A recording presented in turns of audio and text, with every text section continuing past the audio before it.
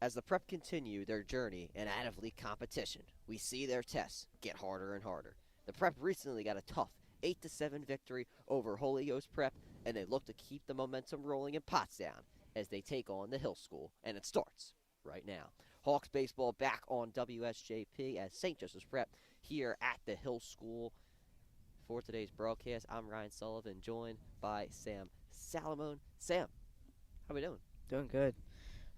Great bus ride up with the team. No, just wonderful day. It's a bit cold, a bit windy, Yeah, but it's a bit windy. It feels like when we got here, it was like crazy yeah, windy, but it's slow. It slowed down a little bit. Knock on wood for us here. Say your prayers at home for us, as it is windy. But it was pretty good this morning. We got it to prep at around. I think I got around at 8:30. Went to the pregame mass. Shout out Father Sorovic for doing that for us. And then we got fed. We had some bagels and made our way over here to the Hill School. Took about an hour of a ride. Not bad at all. But yeah, so the Hawks coming into this game, Sam, 2-1 with two straight victories. That being over Bonner Prendy just last week, and then just on Thursday. I'm sorry, well, just Wednesday and Thursday, Bonner and then Holy Ghost Prep. So a lot going on for this team, but they wrap up their out of league competition against the Hill School for a little bit. yeah.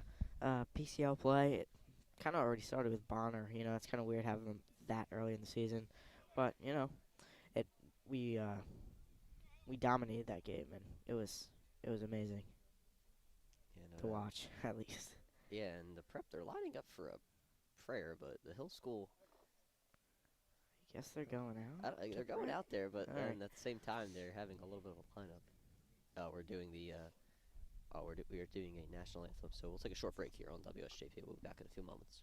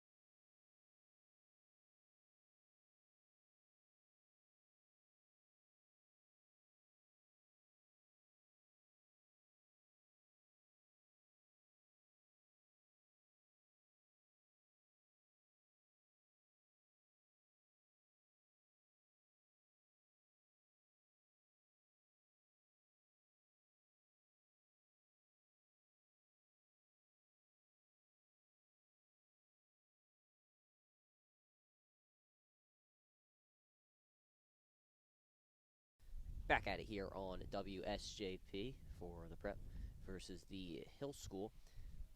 The Hawks getting ready to bat here in just a few moments. On the bump today for the Hill School, it will be Jonathan Moore, the senior, who both plays pitcher and outfield, but he gets the call to start today against the St. Joseph's Prep Hawks. And see a couple guys warming up as we speak. I see David Locker out there, Johnny Sittler, Mason Holmes, and can't get a good look at the other. But I mean, those few guys warming up, Sam, we have not seen Locker or Holmes this season. Sittler played in the first game against Haverford, was out against Bonner and Holy Ghost Prep, so we'll get a chance to see the Frostburg commit today.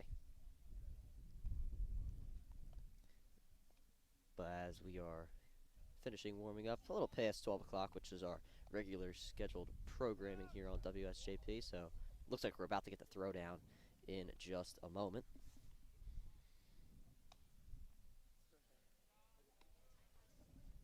And here we go. Johnny Sittler will start things off today for St. Joe's Prep. And as I mentioned before, Sittler, the Frostburg commit, did play in the first game against Haverford, was out for the last two games. So we'll get a chance to get Sittler up today, get him back into the swing of things before PCL play against Roman Catholic on Monday. And here is the first pitch, and Sittler hits this one sharply to center field, and that will fall for a base hit. One pitch, one hit. Getting right back into it. I mean, Will Lesovitz was swinging it very well. 2 RBI singles in his past 2 games. But Sittler, first pitch of the game, sends it up the middle. That's a great piece of hitting.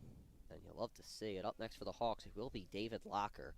And Locker has been backing up Emilio Iannicone this season at the catcher position. We did see him last year against Episcopal, but this is his first game of the season. He was a swing last year to the varsity level, and he played that one game, and Locker will bunt this one up the first base line. Sittler will get the second to be a tough throw to first, and Locker is out, but they do advance Sittler. Looked like the first baseman was, and the pitcher were both going out the ball. Great job by the second baseman to go over and cover first. That's textbook baseball. And we're already on our third batter of the day. One out, though. Sittler leading off second. And here is Will Ward up at the plate. Takes this first one in there for a strike.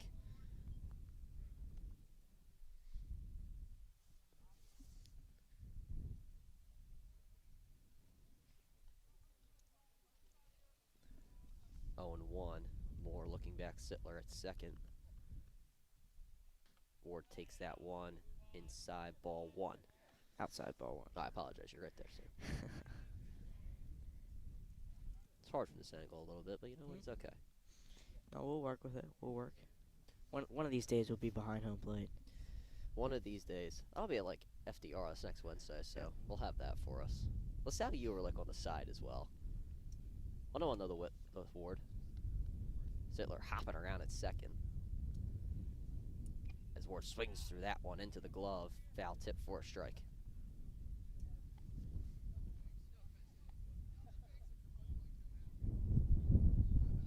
You could hear the wind actually at the Hill School. Comes in at just a little bit. We'll see if that affects the game today, but here's the 1-2. Ward takes that one on the outside, 2-2. This prep team has been very disciplined at the plate, not letting the pitchers, toy with them too much this season.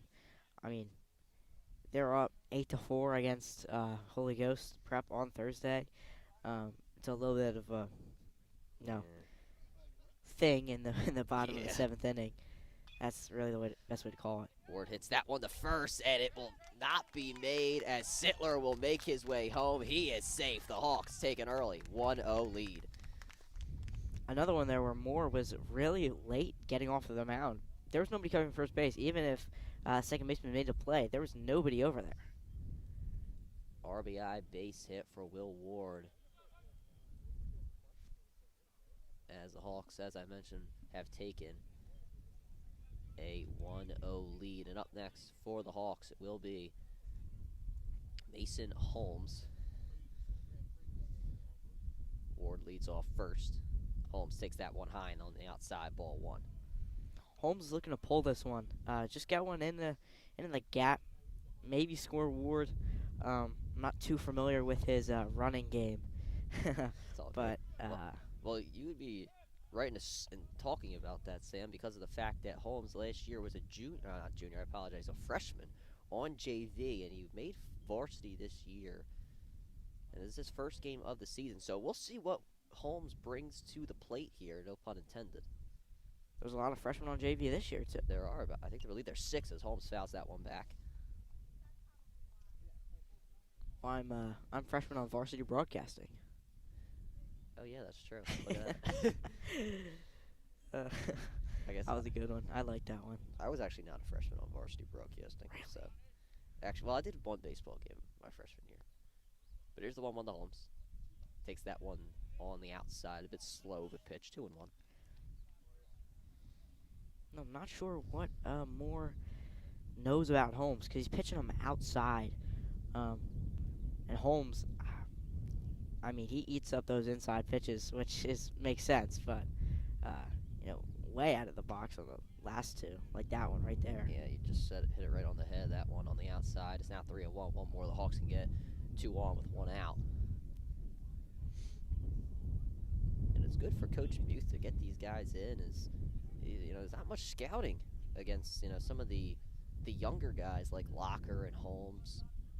So it's going to be harder to pitch against them as time out at the plate. But as we said, 3-1.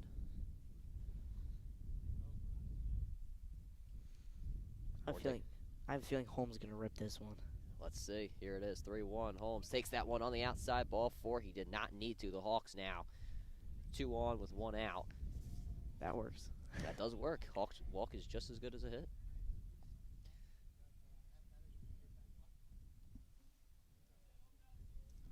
And up next for St. Joe's Prep, we'll bring up Colin Stoner. Stoner, first year on varsity as a junior, gets up to the plate for the first time. And he hits this one high in the air. This one stays in fair territory. And the play is not going to be made. Holmes making his way to second.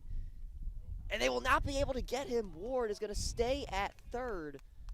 Bases are now loaded. That's going to be an error. That might be 2 errors. No, yeah, that will be an error, excuse me. But, man, just a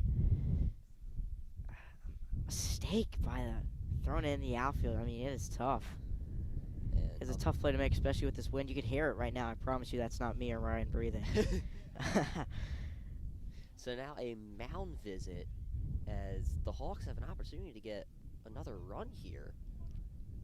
And, Sam, I think it is fair to mention, though, that this is the Hill School's first game. Their game yesterday against Friends Central was canceled or postponed, so they'll make it up later in the year. But it is very fair to say that, the rust could have to be shaken off today. I mean, this is one heck of a team to be playing your first game. The Prep played Haverford for their first game. Haverford, a solid squad, but for the Hill School, this Prep team is incredible. And get ready for the jokes as Ryan Sullivan, not me though, heading up to the plate. This one to the backstop, but Ward will hold it at third. This is the longest backstop we've had. I feel like this year. This is true. Unless if Camden was maybe like a little bit longer, but yeah, we haven't seen many steals of home yet, especially on pass balls. Infield a bit in. Boswick, the third baseman, playing on the grass. 2-0 now to Sullivan. You can make the joke, Sam, that I'm up at the plate if you want. Yeah, Ryan, thanks for being mic'd up for us. Just go through this AB. Try and rip one in the outfield here. Let's see if we can. I say we. I don't really know.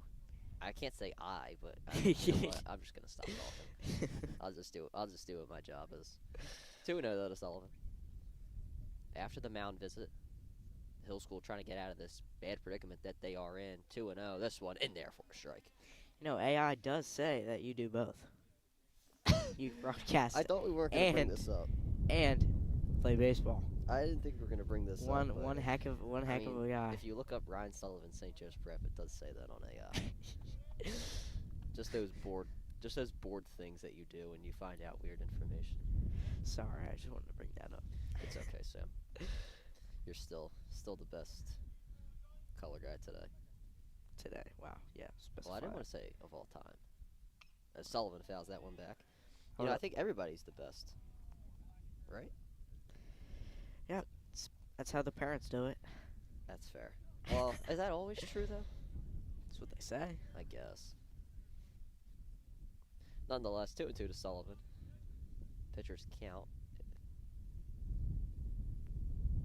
Sullivan fouls that one back and Hit a it car. hit a car. Look at that. Yikes. Good thing it didn't dent the car. You know, it does say park at your own risk up there, so Yeah, it did say that in Haverford too. it did. So park at your own risk, I guess. Almost hit those JV guys up on the hill. That's true. Yeah, JV they will have their game at 2:30 after varsity. Sullivan fouls that back again into the trees. He's staying alive. I'm loving the battle that's going on here. Yeah. I excuse me, the prep. You know they've been great doing that all year, and we're just seeing a great example here with Sullivan. Check swing. Sullivan went through. Strike 3. Sullivan, he did have a bat against Holy Ghost Prep. Struck out in that one. He strikes out here as well. 2 outs now. Bases loaded. Excuse me for the bit of the stutter. I looked at the scoreboard and they don't have the hit, so I was gonna say a hit, and my bad. Up next, Freddie Seaman, who hits this one to short. Throwing the run to first. Play is made for the out. The Hawks, they do get a run, but they cannot get any more with bases loaded. The Hill School able to prevent any more damage. We will now go to the bottom of the first. Sam, a very, very, very good start for St. Joe's Prep. Yeah, they got on the Hill School early. That's what we want to do. I was talking to Charlie Meekins on the bus. He is on varsity today. He is in the dugout, JV freshman. He was saying that their plan was to get on more early, just to swing, because they know he throws strikes early. Yeah, no doubt about it. And Prep, they were able to get on as starting today for St. Joe's Prep. It will be Nolan Cobb, and Cobb, a very nice story for him. He comes onto the mound as a guy who was primarily a reliever last season and a closer, but over the offseason, just before really the season started actually, he committed to the Penn College of Technology, and he gets to start here today. So we'll see what the Hawks can do with Nolan Cobb on the mound. You see some adjustments in the field here today. See Mason Holmes at third, Mike Falcone starting at second, Sullivan at first, Locker, he's playing at catcher. And looking in the infield to see Stoner in left field. Center field's a little hard to see right now. I believe Freddie Seaman is in right field. Yes. Who's in center? I can't see it. Might be. Oh, it's Weaver. Yeah, Weaver. John Weaver in center field.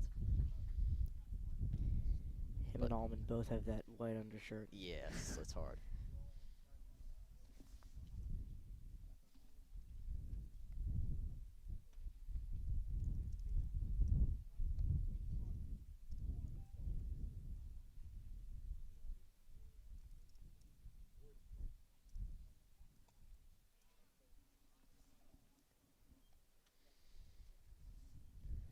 But nonetheless, we should be getting a throw down in just a moment. Locker will throw it down on that pitch. Nice throw to Sittler. But anyway, the Hill School, they will have their first at-bat of the game. I do like the white ski mask from Locker. I do like it as well. Very clean look. Batting first for the Hill School, it will be Evan Muto.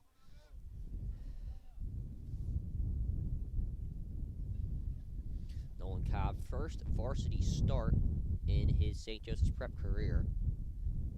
So we will see how he fares starting as opposed to relieving. Here's the first pitch. As this one is hit high in the air, in the infield. Sullivan calling for it, and he makes the catch. Looks like he lost that one in the sun for a second. Kind of snuck up on him the way he caught it. But, first pitch, first out for Nolan Cobb. He's working with a little bit of a lead, and he's got to be as cool as a cucumber right now. Yeah, first pitch, gets the first out. Great way to start your varsity starting career, I guess I should say. Cobb delivers his second pitch of the game as this one is hit into center field. Weaver running in on it, lets it drop for a base hit. Maybe the Hill School is also seeing something with Cobb that he throws first pitch strikes. He was all over that one. No doubt about it. Our MacBook almost fell over here, so I apologize.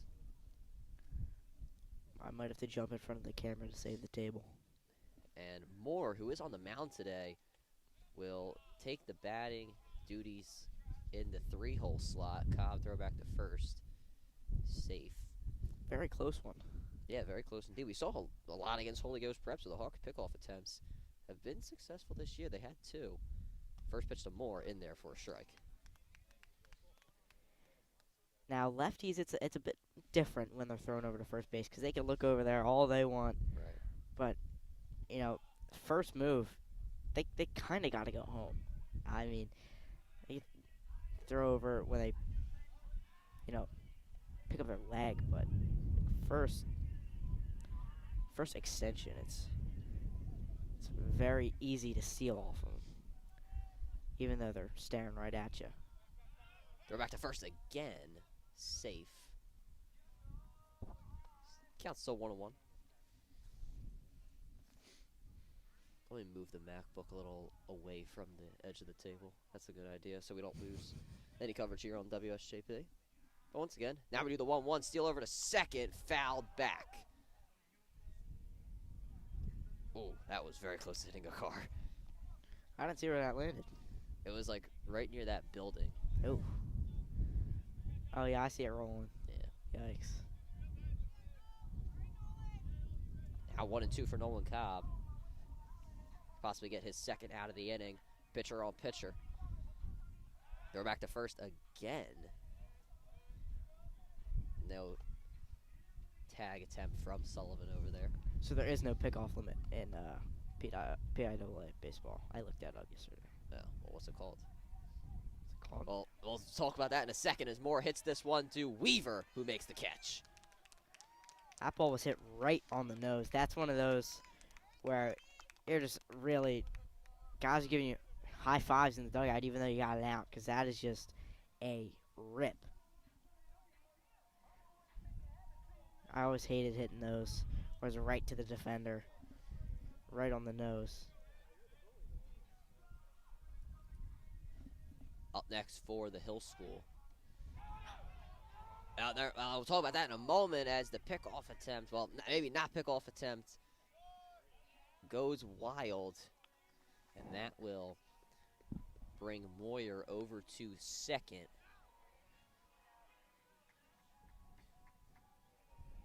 So, Bosick at the plate for the Hill School, batting fourth here today, and now has a runner in scoring position with 2 outs.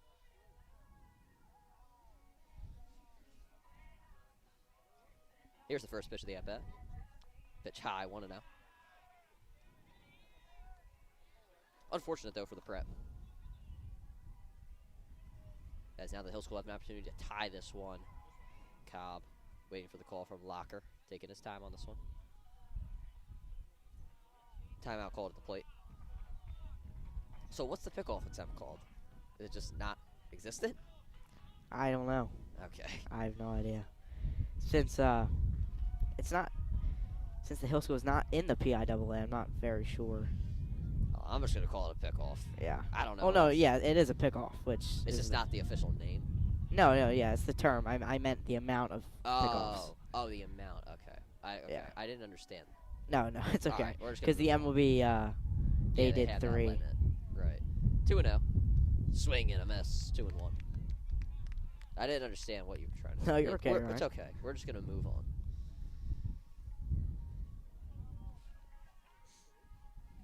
Nolan Cobb not in the advantage right now, but just had a strike. Likes the call from Locker. Looks back at second. Now a little bit of shade as this one's high. 3-1. Good stop from Locker. I could also throw off the pitcher as, almost as soon as he was, got ready to pitch, there was a cloud that came over the sun here. It's right above us in this wonderful afternoon. It's cold. Yeah, It's very cold. that's just made it 5 degrees colder. 3-1. Swing and a miss. It's a full count with 2 outs. Nolan Cobb trying to get out of this first inning. The Hawks trying to get the hot bats back up at the plate. Nolan Cobb wants to be the reason for that. The cloud went away, if you were wondering at home. Looks back at second. The 3-2 from Cobb. Inside ball 4. Now 2 runners on with 2 outs. Now, usually lefties are a pitch to contact kind of guys. You know, Chris Sanchez, Ranger Suarez, those guys throw a lot of curveballs and changeups and sliders that roll them over to get double plays. And if I'm Nolan Cobb, I'm looking to do that exactly. First pitch from Cobb, high ball 1.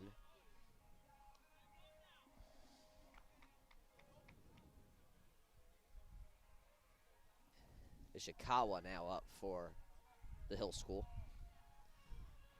As he will try to drive in a run with 2 outs.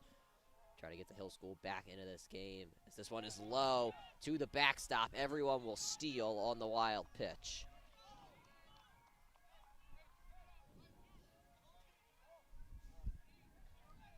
Sittler meeting Cobb at the mound, just telling him to settle down.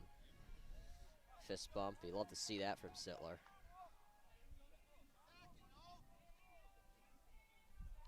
Cobb going to take a minute there on the mound. As this one is fouled off. Oh my goodness. It almost hit a... I don't know. I think that's Alex Respe. Oh, goodness. I think. Well, that would...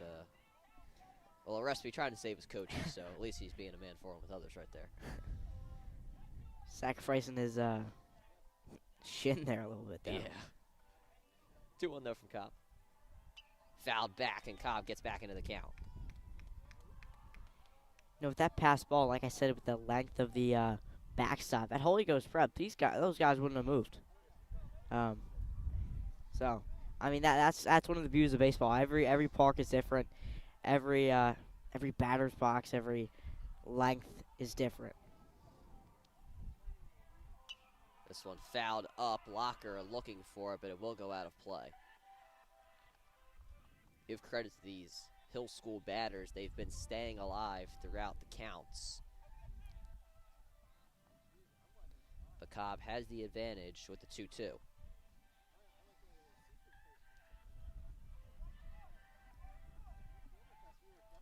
Nolan Cobb taking his time. Here's the end of the inning.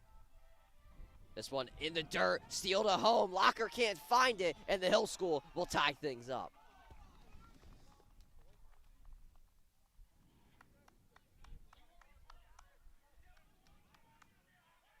Now a 3-2. Umpire telling something to the Preps bench. I think he's telling the players to get inside the dugout. I don't think all of them were. But now, man at third, 2 outs, full count. Here's the 3-2. This one hit up the third baseline, foul. I mean, if Alex Respe wants to save a coach, I don't see a problem with it. Yeah, you know what? I guess that's fair. Yeah. There we go. Look at it. I think it's Shane Meisler going to the out to get the foul ball. Talk about man form with others again. And here's that cloud that we were talking about. Could affect the pitch. We still have some, though. Yeah, a little bit. That's more in the outfield, but it's okay. Here's the 3-2. Ball 4, a bit high, so now runners at the corners with 2 outs. Cobb obviously feeling those nerves. His first start at the high school level. You said normally he's a reliever guy. Closing, relieving. Hopefully he gets into it a little bit here. Now runners at the corners, as I said. Boyer now up with 2 outs. The Hill School have been able to stay alive even through the first couple of outs. First pitch from Cobb as he gets Boyer to swing and miss.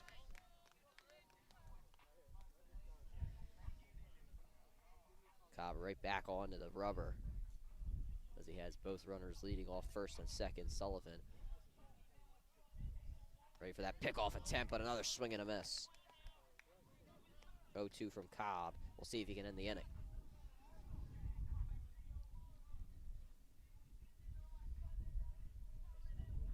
Waves off Locker twice.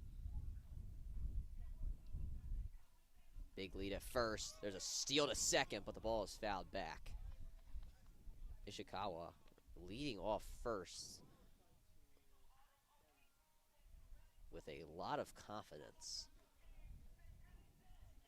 as Nolan Cobb has Boyer down 0-2. Cranks his neck a little bit. Ishikawa stealing now, but I think he'll just let him steal. Yes, he will, so there is no steal home. Successful stolen base for him.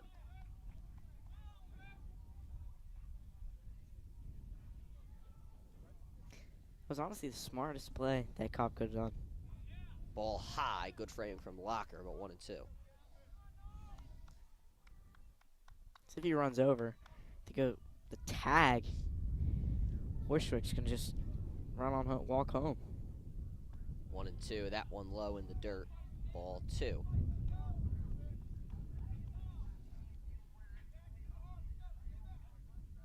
Boyer somewhat back in the count. Cobb waves off Locker once. Now fires. Low in the dirt again. Full count. Nolan steps off the rubber for a moment. Takes a breather.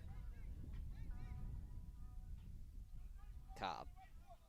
Once again trying to end the inning. Inside, ball 4. Bases are now loaded with 2 outs. Third straight walk for Nolan Cobb.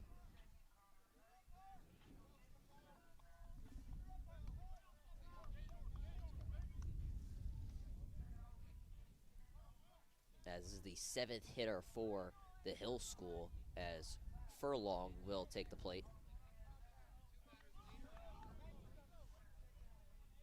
And Coach Cavallaro will go out to have a mound visit with Cobb before this next batter. Just going out to calm down. Locker trying to tell him to just throw his pitches, play his game. No, a lot of times we see these pitchers play to, counter the other team. When most of the time you really just need to play your game, your own game, throw your own pitches instead of, trying to counter what they're doing. Short mound visit for the prep as the umpire will come up to talk. Wind blowing here in Pottstown. I understand this, Sam, but it's March 28th. What's going on? Like, It's can almost we April. just get some warm weather? Like, is that too much to ask for? Maybe. I don't know what we did. I think it's just whenever we broadcast. I think it's just like, because it's warm on the days we don't broadcast. It doesn't make much sense. I think it's this. Somebody's against us. The other day it was 75 degrees. Well, that's fair. I still brought a coat nonetheless. First pitch in there for a strike right down the plate.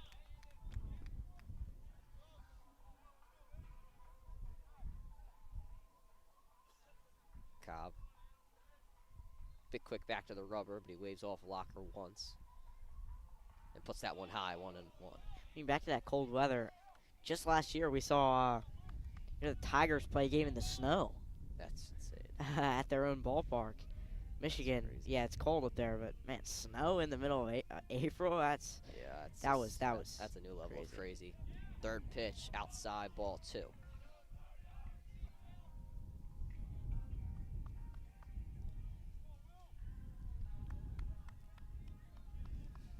2-1 from Cobb.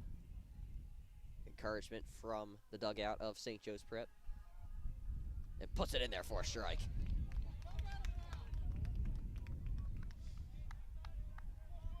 Parents cheering him on. 3-2. 2-2. That As was Nolan 3-2. Cobb tries to end the inning once again. And this one hit too short. Sittler fields it, throws on the run, and makes the play for the 3rd out of the inning. Thank goodness he hasn't lost a step. Thank goodness indeed. Nolan Cobb gets out of the inning with only 1 run. He fights through adversity as we go to the top of the 2nd. We'll take a short break on WSJP. We'll be back in a few moments.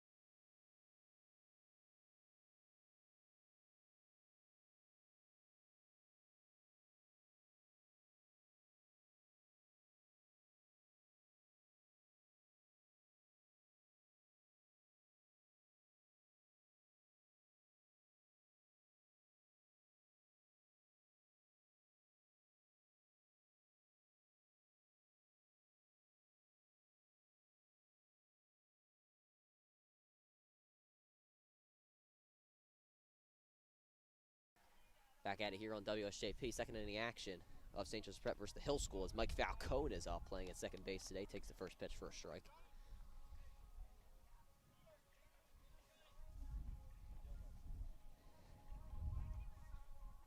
Falcone played the first game against Haverford. Has not played the last 2 games. He takes a pitch on the outside for a ball. And Sam, it's pretty interesting. I mean, the game is tied 1-1, and both teams went 7 hitters in the first inning. Just a big coincidence there. Yeah.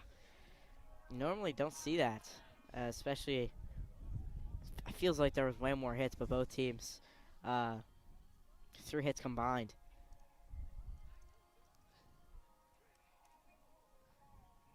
Doing one to Falcone as this one's high and slow. 3-1. Falcone with an opportunity to get on base.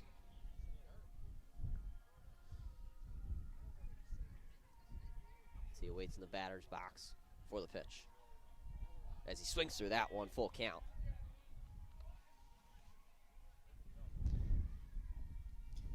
Ryan, I'm sorry. I have no idea what the score operator is doing. They just put like 2 runs for the Prep. I have no idea. Full count to Falcone as he hits this one to third. Boschik running in on it, and he cannot field it cleanly like Falcone on. It's funny. Boschik had that same exact drill in warm-ups. He was nailing every single throw. Maybe just the other ones were hot off the ground, but that one must have got his glove caught in the grass. Yeah, I don't know, but John Weaver now up for the Prep. That'll be the 3rd error of the day for the Hill School, and they've only counted 1 hit for the Prep. Throw back to first. Falcone's safe. I guess on the scoreboard they said that Will Ward's hit was not a hit, but it did go through the infield. So I suppose that Will Ward is 0 for 1 today. So just 1 hit total today between both teams as this one goes to the backstop, as it will be Falcone going over to second. Now 1 on with no outs. One in scoring position with no outs. Well, yeah, there's still. Well, it's okay. You said 1 on. Well, yeah, there's 1 on though. Oh, Okay, yeah, whatever. right. Sorry about that. It's okay. 1-1 though. It's too cold to be doing this. It is very cold out. Weaver hits this one in the air, just behind the infield, and the play is not made. It falls between everybody in shallow left center. and That's the that second will fall. one. That's the second one today we've seen the Hill School. It just dropped right in front of 2 guys. So John Weaver on first and second with no outs, and Sittler will come to the plate. Sittler 1 for 1, had a hit on his very first pitch of this game. Let's see if he's looking to replicate that. Let's see if he will. First pitch to Sittler. He swings through that one. Good pitch. 0-1. He's definitely trying to. Even more, too. He swung all the way for the fences right there.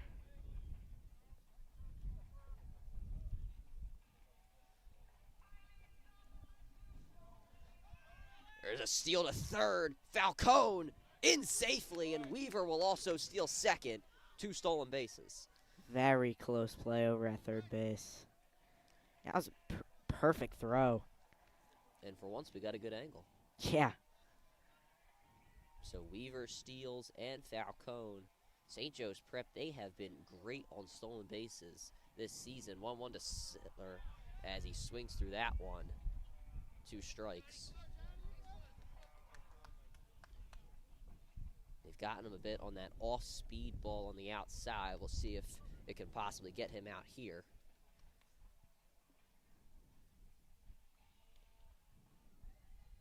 And it will. Strike 3. Sittler goes down swinging. There's now 1 out.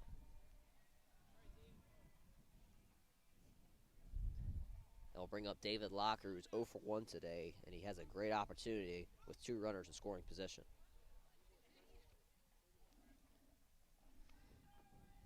Infield not really in for the Hill School. First pitch on the outside, 1-0.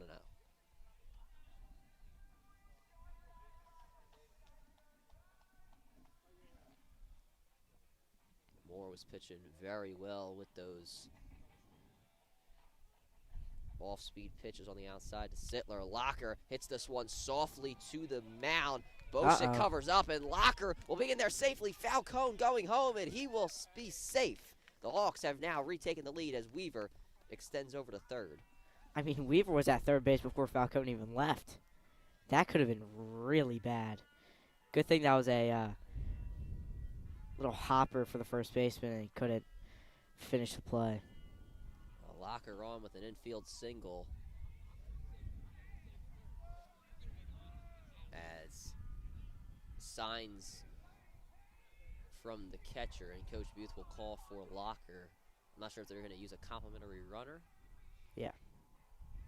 They will. It'll be George Van Deen. Van Deen, the star of the show against Holy Ghost Prep, went 6 innings and was definitely the MVP of the game. Got the game ball from Coach Muth, and that led to my interview with him. It's a great interview. Thank Sunset you. in the background. It's awesome. Awesome angle, too. I wonder who filmed that. I wonder. Probably this guy right here. Maybe, I don't know. But up next, Will Ward, who's playing DH today. He's 0 for 1 today, as he has runners on the corners. As he hits this one high to center field. The catch will be made, but tagging is John Weaver, and he will be safe. The Hawks have now taken a 3-1 lead. Now, this is the type of cushion the Prep needs to give their pitchers. This is the best pitching staff the Prep has had in years. And, there's a lot of questions on whether the Prep could score runs, and they're definitely showing it in these past few games. You hit it right on the head there, Sam. The Hawks, they have been able to get some runs over the past 2 games, and now 3 in just 1.2 innings. Mason Holmes, who walked in his first at-bat, as Van Deen will steal the second. Play over to shortstop made to first for the third out of the inning, but the damage is done. St. Joe's Prep, they score 2 runs in the inning as we go to the bottom of the second. Sam, great inning for the Prep, and you just mentioned it a couple of moments ago. The Hawks scoring runs honestly has been their cushion over the past couple of games. We talk all about the pitching, but the Hawks, they really should have only given up 3 runs if it wasn't for the interference in the game against Holy Ghost Prep. But the 8 runs against Holy Ghost Prep and the amount of runs they scored against Bonner was 5. I mean, those runs have been the reason that the Hawks have been winning these games. Yeah, like I said, a lot of questions in the beginning of the year. A lot of focus on the pitching staff with a lot of these guys, going D1 or, playing in college. So, it's just really great to see that these guys are exceeding expectations. I also want to bring up that debacle with the umpire last game off of his foot. Shout out to the St. Joseph's Prep baseball coaching staff for pulling up the WSJP stream to try and prove, their case. Yeah. That was fun. That was my favorite moment. I mean, I was going nuts over here. I was like, there's WSJP. And you talked to Coach Muth after the game, and they were. I did talk to Coach Muth, and he was like, you guys, the film was great, so. And I wonder who that was to credit to. I wonder which coach's ideal it was. I think it was, I don't know, actually. I'm not going to make that prediction here. Could have been Cole Kuhn. It could have been Cole Kuhn.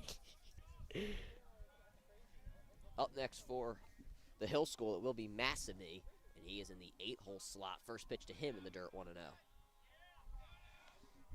So now Nolan Cobb had 1 run to work with in the first inning, now has a 2-run advantage. As this one hits sharply to Holmes at third, makes the play over at first for the first out of the inning.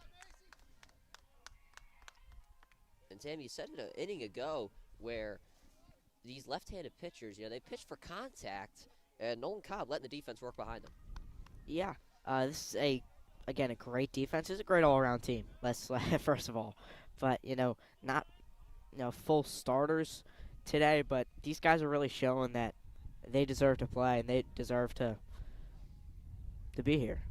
No doubt about it. Pitch in the dirt before it got to the mound, so it's 1-0.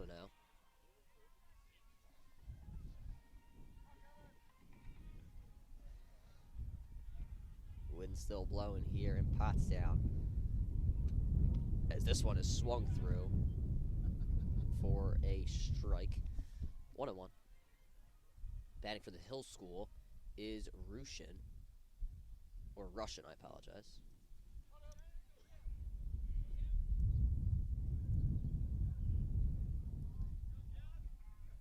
Cobb taking his time on the mound. As he pitches this one high. I also want to bring up, Nolan Cobb. All past 3 years, he's been pitching to Emilio Iannicone. So it's a bit different. With a different catcher, maybe we see that a lot. On the higher levels, that guys really only want to pitch to a certain catcher because they know, that they have good chemistry. So maybe that could be the reason that we started off giving up a run. Bunt was being shown, but a called strike. 2-2. This one in the dirt, full count.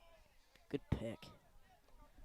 Cobb, he faced a few full counts in the first inning, and we'll see if he can get an out here in the second with a full count. Likes the second pitch call from Locker, and he puts him down on strikes. Ball goes out of the glove of Locker, but he will make the play over the first for the second out of the inning.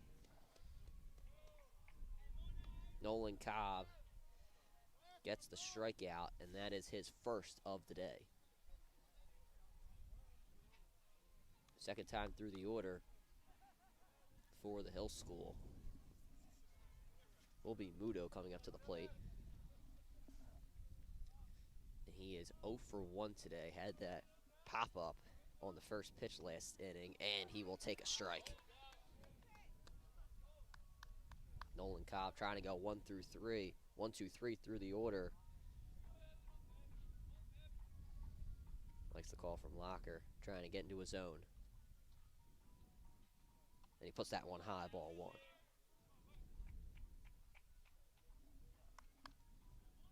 Encouragement from the Hill School bench. They were able to get a run with 2 outs last inning. But Cobb puts that one high again, 2-1.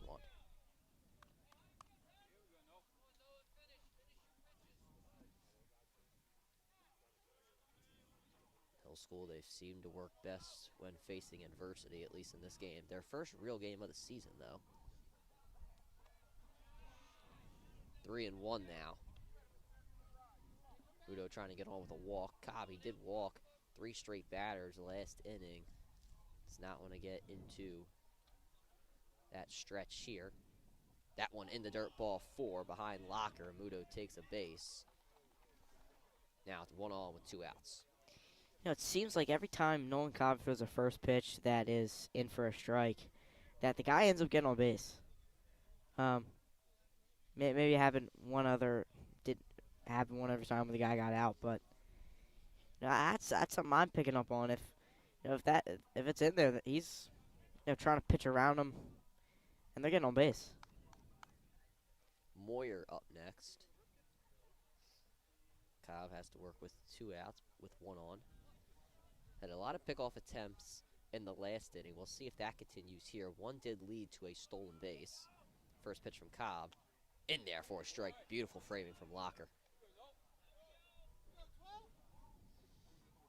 And you love the encouragement from the St. Joe's Prep parents here at the Hill School. The 0-1 in the dirt behind Locker. That will lead to a stolen base. Wild pitch there from Cobb. As now there is a runner in scoring position with 2 outs. I'm sorry I'm not talking too much today, Ryan. There's It's okay. there's a person on the dugout. Yeah, let's hope everybody. She looks like she wants to be there. So. Yeah. Hope no foul balls go up there. 2-1. This one fouled, kind of like that. 2-1 or 1-2 now. Cobb has the opportunity to run to get out of the inning.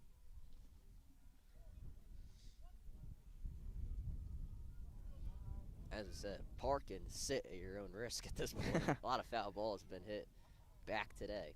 Here's the 1-2. In the dirt again. Locker able to stop at that go around. stays at second. Still working with the count in his favor, 2-2.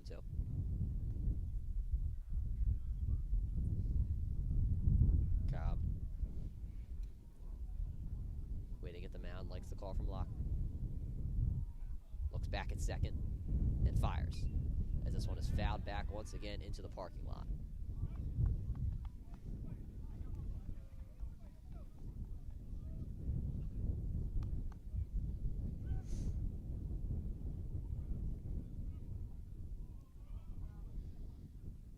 Nolan Cobb, once again, opportunity to get out of the inning. Sittler forcing Muto back to second. 2-2, high, ball 3. Another full count.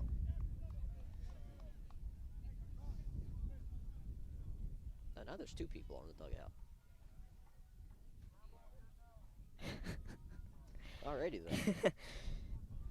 Well, all good. Here we go. 3-2 from Cobb. High, ball 4. Runners at first and second now with 2 outs. Again, with that first pitch strike, gets a guy on base. Maybe he can throw a ball here and get out of this inning. Maybe. Moore now up. Moore, he's 0 for 1 today. But now it's working with 2 on with 2 outs. And there's a third. Oh, goodness. This is just Some full party up there. Sam, you want to sit on the dugout today? You broke us on the top of the dugout. You know, when we were walking in, I thought that would be our only option. That's all good. It's the flattest part we found right here, though. This is, I mean, we're on a hill at the Hill School. Really? It doesn't get any more coincidental than that. 1-0 from Cobb. Muto holding it at second. I apologize. Everybody back to their bases as Cobb delivers a strike. Maybe that's why they call it the Hill School. Maybe there's a lot of hills. I mean, to be fair, when we drove here on the bus, we literally had to go up a hill to come here. Yeah, the bus didn't fit. There's so many people on. Yeah. I had to weight it down. That was interesting. Goodness gracious. I mean, there's a hill everywhere here. I mean, I guess it makes sense. Here's the 1-1. This one hit high in foul territory. Looks like it's going to stay in play as Sullivan makes the catch for the third out of the inning. Thanks, Sam. That will end the inning. Nolan Cobb gets out of it with no damage done as the Hawks have a 3-1 lead over the Hill School. We'll take a short break here on WSJP. We'll be back in a few moments.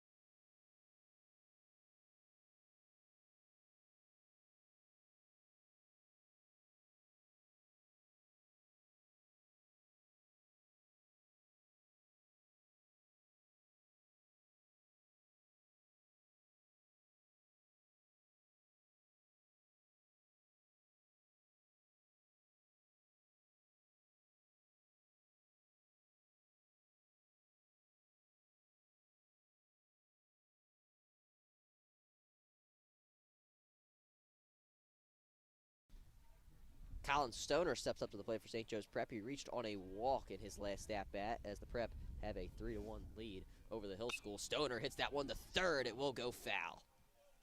Nice play by Respe over there. Oh, yeah, man. He's done that. I mean, has he gotten 2 of them today? He saved his coach earlier, and now he's making the throws in. I mean, what can Alex Respe do? It's made some beautiful plays at second. Even got one taken away because of how beautiful it was against Holy Ghost Prep. But here's the 1-0. Stoner takes that one high. 2-0.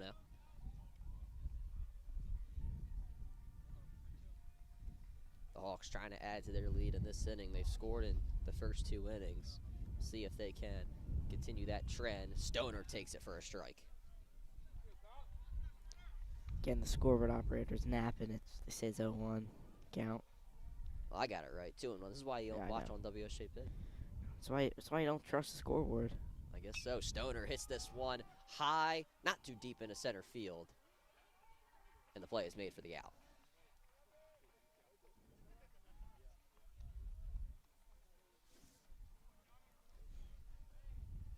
And now I'm up to the plate. Ryan Sullivan.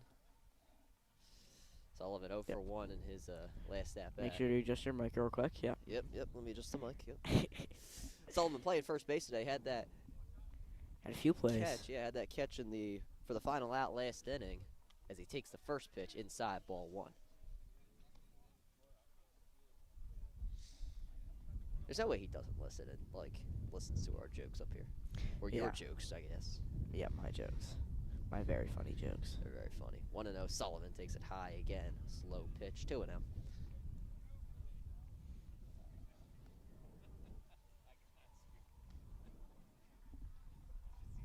Hawks not seen a base runner so far this inning.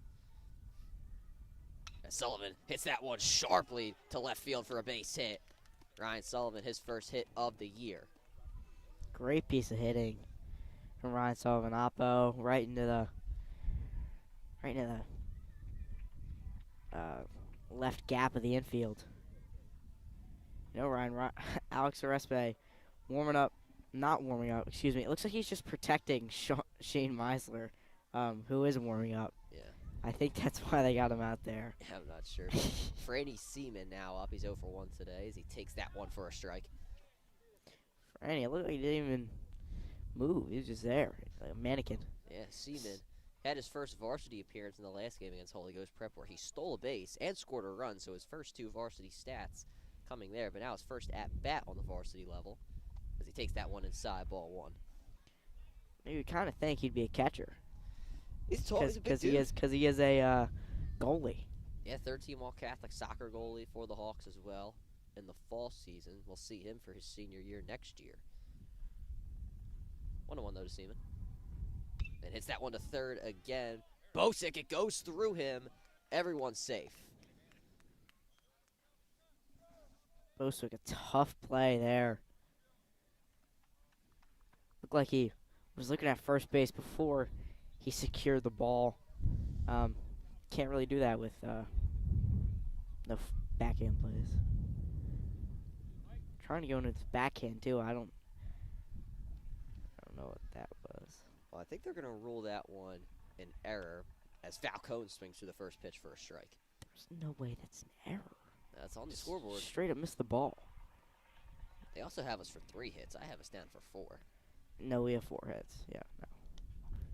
I don't know. But Falcone takes the second one for a strike. It's a quick 0-2. But the Hills go with 5 errors now. Yeah, 5 errors today, which has led to a lot of base runners for the Hawks. Sullivan off second, Seaman on first. More look at him back, that being Sullivan. 0-2 to Falcone as he hits this one into right field. And the play is made for the out. Sullivan tagging for third, and he will get in there safely. Productive out there. It was all really the prep was asking for. To get guys, move them over. Indeed, John Weaver now up for St. Joe's Prep. Runs at the corners with 2 outs. Weaver got on with a base hit as it had a blooper into center field that the Hill School did not communicate on. We'll see if he can get something going again as he takes the first pitch for a strike, but Franny Seaman gets a stolen base. It's a second. Yeah, second of the year. 3rd stolen base so far for the Prep. Seaman, Falcone, and Weaver have stolen bases. The 7, 8, 9 hitters. How about that? 0-1 to Weaver as he swings through that one for a strike. One more to get out of this inning, with both runners now in scoring position. Sullivan clapping it up for Weaver as he leads off third.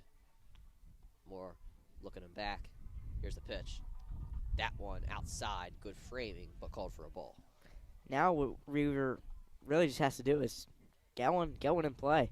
I understand there's 2 outs, but with 5 errors on the day, the Hill School may make another mistake. Sullivan may score. Weaver hits this one softly into center field, and that will fall for a base hit. Sullivan will score. Seaman rounding third, heading home. Throw over the head of everyone at the plate, and Seaman will get on with a base hit, and he will get an extra base to second as well. Weaver. I'm sorry, Weaver. Yeah, Weaver. So sorry. Great job by Franny Seaman. He was moving. He was moving. He is fast. So John Weaver, 2 RBIs today, and he is 2 for 2.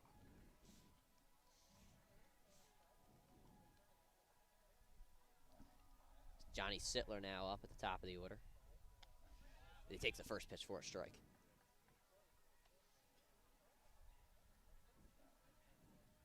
"5-0 now, the Hawks lead. I apologize, let me get that on the scoreboard.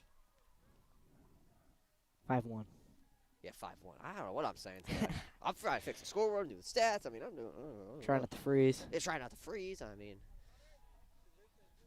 I said it was Seaman who got the hit. No doubt that he probably would, though. And Weaver was the one who got the hit. I apologize to John Weaver for that one. I mean, I'm going through it. But it's okay. It's okay. I mean, you're on the field at the same time. I am so. on the field. I'm playing first base. I mean, it's a whole thing. But Weaver, 1 for 2 today with a base hit. Led off the Hawks. As he's down 0-1, and he swings through that one for a strike, and he's very frustrated with it.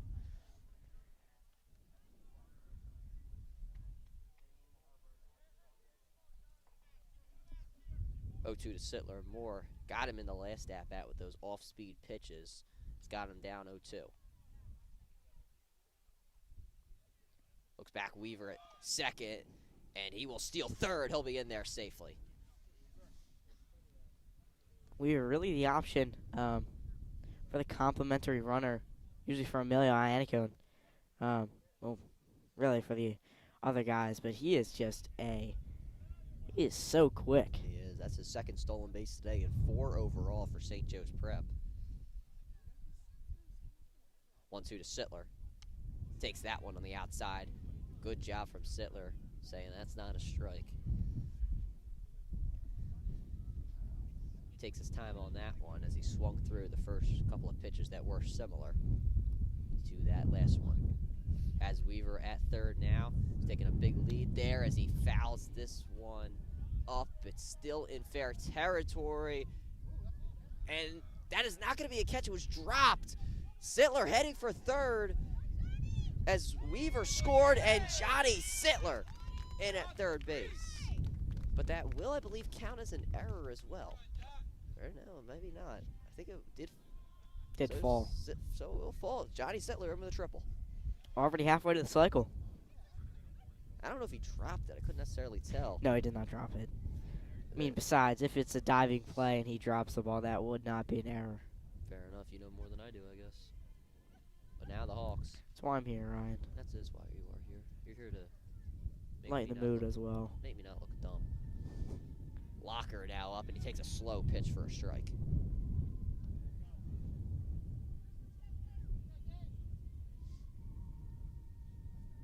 Is the national anthem going on? Yes. Yeah. I think it's the lacrosse team behind us. Hill School Lacrosse. Hill School Lacrosse, one of the best in the state, is this one. Hit Uh-oh, to uh-oh, third, uh-oh. and it will go out of play foul. I almost ran out of the way there. I was ready to go. Locker down 0-2.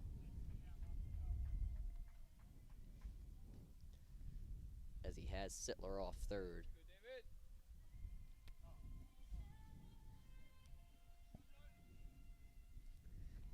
Looks like there is a man warming up for the Hill School.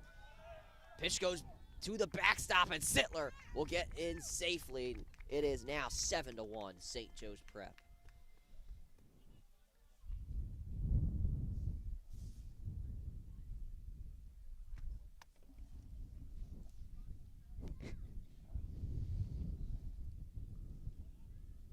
Sittler, his second run scored today. 2-2 now to Locker. As he fouls this one back. It almost landed on that car there. That's a big car. Man, That's a SUV. I would not park my car anywhere near this field. Not sit anywhere behind the home plate. Locker takes that high. I'd sit right behind the tree next to us. That's fair. That's where we were originally going to set up. What if it hits the branches and then You'll get out the way. I guess, yeah. Branch will slow it down. I guess you have some instinct, right? Yeah. 2-2 to Locker. There's also a bench there you can monitor. Takes that one in. Strike 3 called. Got him looking. But not before the Prep have scored 4 runs in this inning. It is 7-1 Hawks, as they will send Nolan Cobb out there for his 3rd inning of work. Sam, the Hawks now with a very big lead. We saw it a couple days ago. They had that lead over Holy Ghost Prep. Obviously, things didn't really go their way in the final inning, but they, almost didn't walk away with the win there. I mean, that really was just like momentum there in their head. A controversial call that'll really, mess with you, especially if you're pitching. That'll really, like I said, mess with your head. So, I mean, hopefully that doesn't happen today. Hopefully the Prep can maybe score 11, get to 11. Yeah, we go home early. Look at Iannico out there warming up Nolan Cobb. What a guy. Iannico normally the starting catcher for the Prep. Getting the rest day here today. As Cobb out there, as I mentioned, for his 3rd inning of work. And take this, Sam. I mean, there's only been 5 total at-bats for the Hill School. I understand there's been more plate appearances, but only 5 total at-bats, and when you consider walks and errors. So, but got to give credit to Nolan Cobb for only giving up 1 run in the process. Yeah.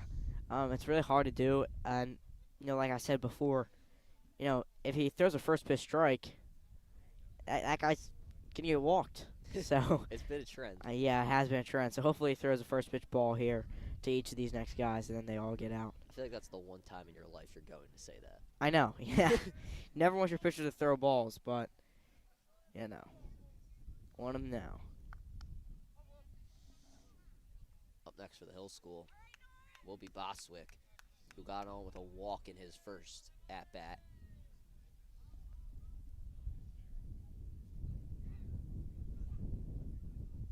Waiting for Brendan Martin, to get into the dugout before we get going here. But here's the first pitch from Cobb.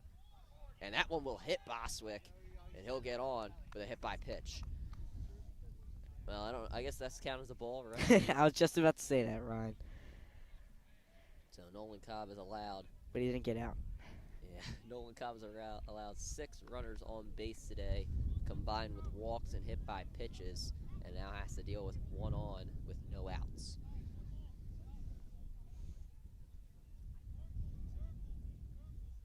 Izzy Waka now up for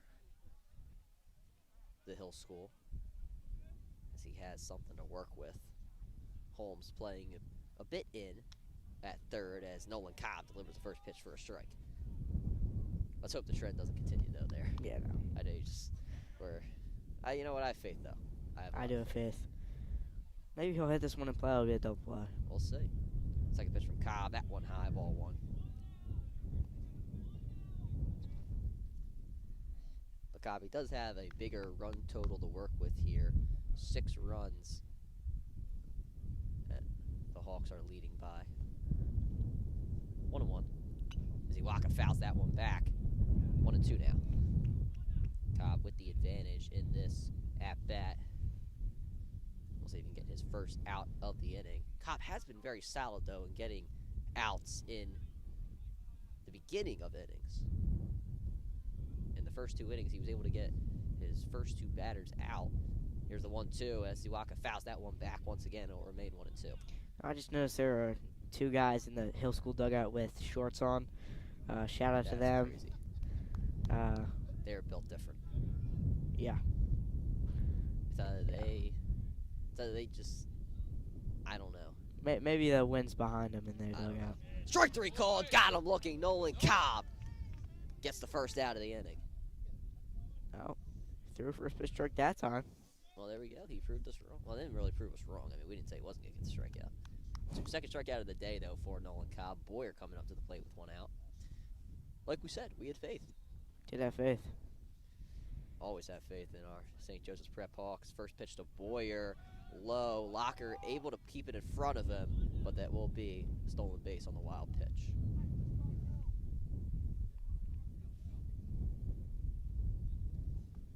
Want to know, though, the Boyer. Boyer did walk in his first at-bat as Cobb looks back at second. Boyer fouls it back again, 1-1. A lot of fouled back pitches, that's why I said again. But, you know what? We said it with Danny Matthews in the game against Haverford. If they're fouled back, that means they're called for a strike. It's true. Cobb once again, long look back at second as he delivers. As this one is hit over the head of Falcone into right field for a base hit. Seaman going to get it into home as Hosick will hold it at third. Throw down to second, goes into center field, and that will score a run. A lot going on that play, but it results in the Hill School scoring a run. Boyer on with an RBI single and gets the extra base. Good piece of hitting. Looked like that one just died out in the outfield. Thick grass out there, especially in center.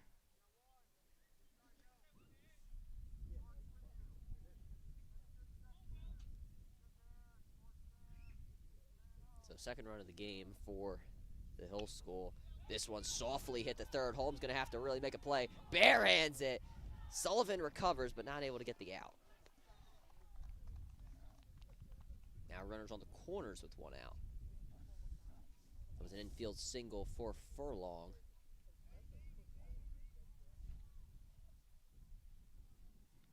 Massamy now up.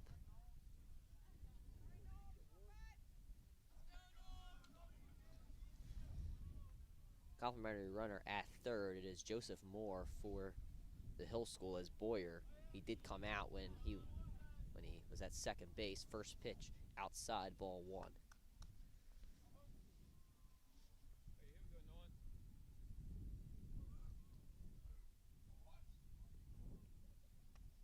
Nice pitch from Cobb, 1-1.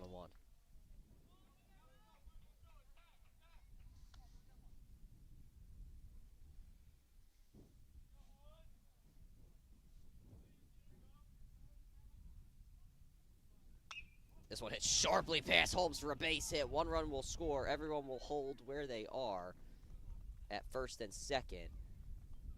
RBI single for Massamy. Kind of looked like Holmes thought it was, I don't know, more to the left than it was. Looked like he possibly could have made the play.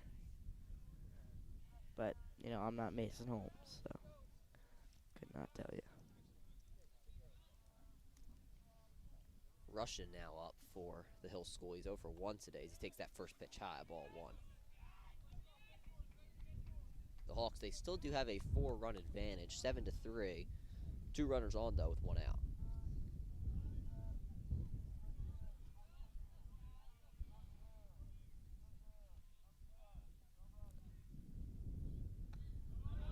Two and 0 now.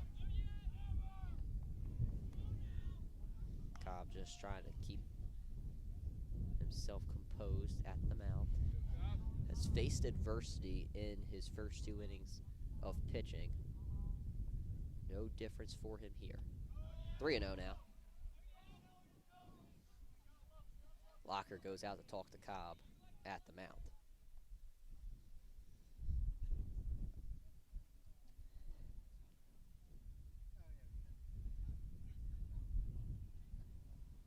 Two runs allowed for the Prep in this 3rd inning.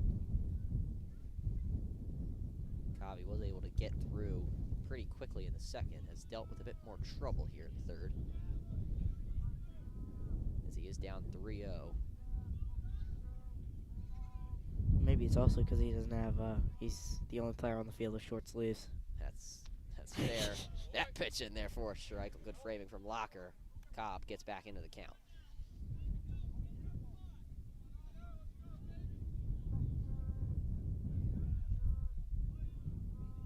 Cobb looks back at second. Puts it in there for a strike. Full count for Cobb. He's dealt with many here today.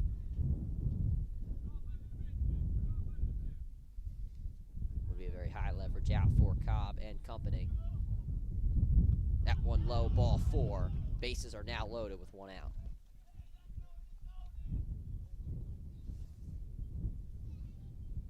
Sixth walk of the day for Cobb. Top of the order now up for the Hill School. Muto is up, and that looks like it will do it for Cobb as Coach Booth comes out. And that will do it for Nolan Cobb today. 3 runs allowed. A good solid start today here for Nolan Cobb. First varsity start in his career. Windy day, cold day, no undershirt on, or long sleeve undershirt. Now it's gonna be tough, especially like I said, long bus ride. It was a fun bus ride though. Just unfortunate start for him, and he only gave up 3 runs, which is not bad at all.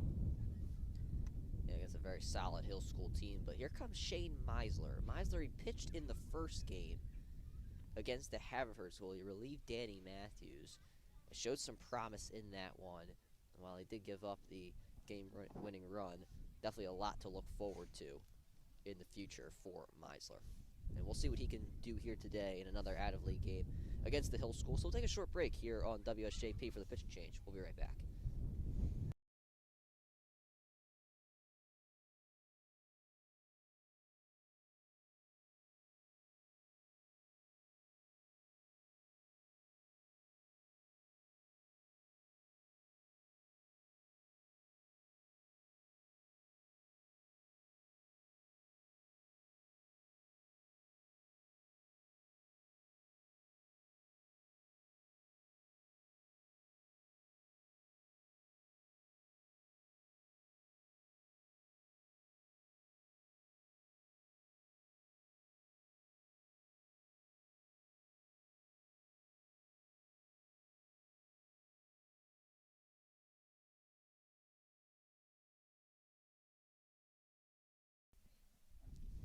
Meisler and Locker talking at the mound as the Hill School now at the top of the order with bases loaded. Really couldn't get any better for the Hill School.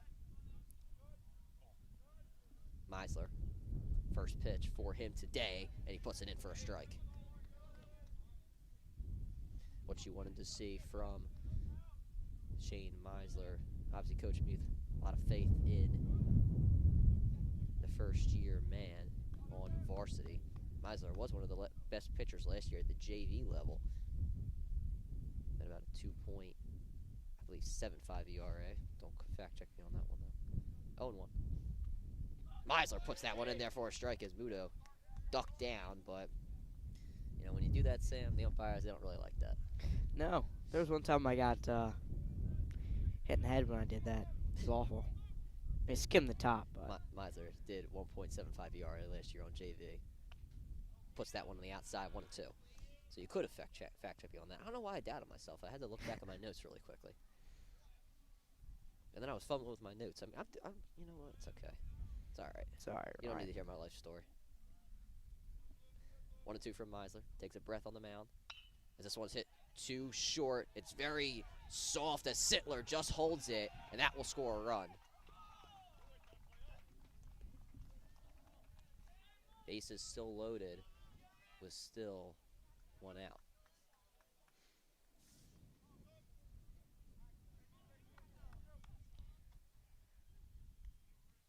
Now it's 7-4 with 1 out. Bases loaded, as I just mentioned.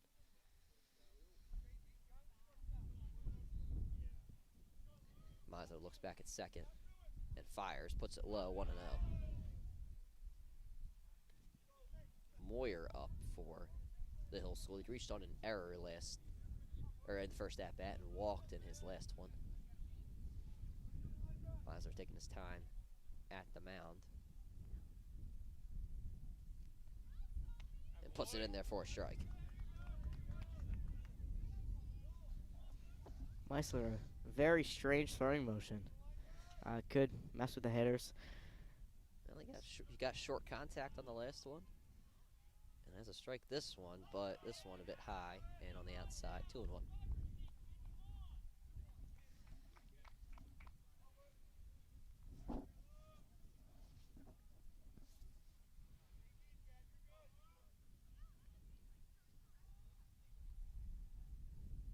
This one hit into the plants. I'm not really sure what these are, as I had to move out of the way. I thought that was coming towards me. Now, I would have called it. It's okay.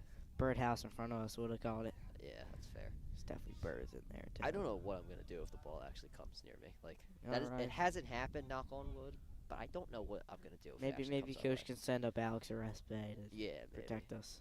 2-2 from Meisler. Good framing from Locker, but they don't call it a strike.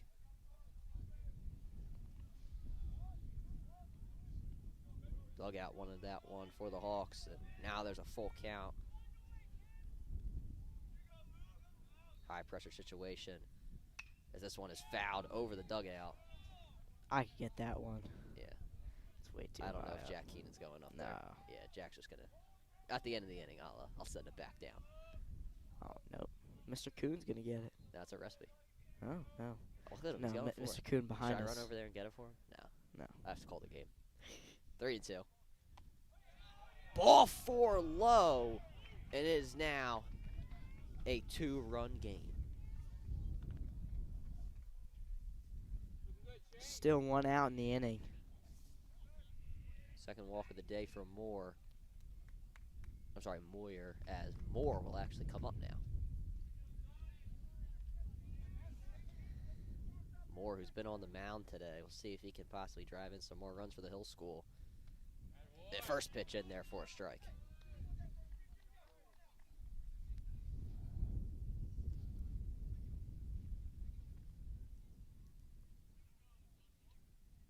Meisler likes the call from Locker.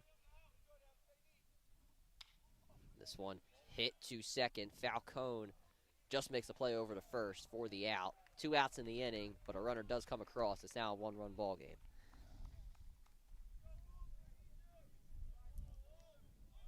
Hey, Ryan, guess the score. 7-6. Yep. Boswick now up, third baseman. Infield now more back for the Hawks. First pitch, very inside, ball 1.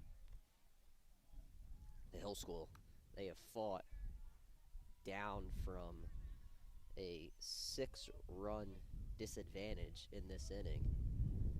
They've got themselves back into it. Ball out of the glove of Locker, but still called for a strike. Brett, they've been in the field for a while, so we'll see how the bats look when the Hawks eventually come back up to the plate. But Meisler trying to finish the inning here as this one is hit up the third base line. It's going to be a tough play for Holmes, and he can't get it there for the out, and this game is tied. A 6-run third inning for the Hill School.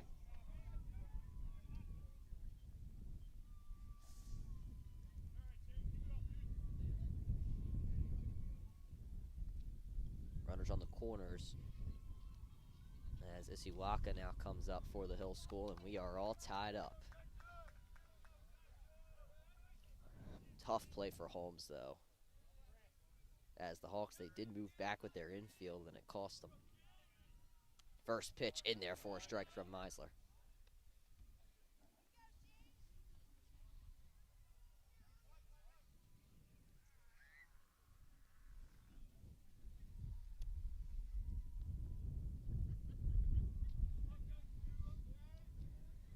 Steal to second. Swing. Fouled. Fouled off, you're right, yeah. Not quite sure if you could hear the tip noise. You have 3 hoods on. I do. I have my hoodie hood, my jacket hood, and I have the headphones on. I do not want my ears to be cold. When my ears are cold, Everything's cold. yeah, like you just don't. You don't want to see me. Meisler trying to end the inning. Swing and a miss! And that gets the Hawks out of the inning, but the Hill School have tied things up with a 6-run inning as the Prep. They get back to the plate, and we'll see if they can get themselves back out to a lead as we will go to a break on WSJP. We'll be back in a few moments.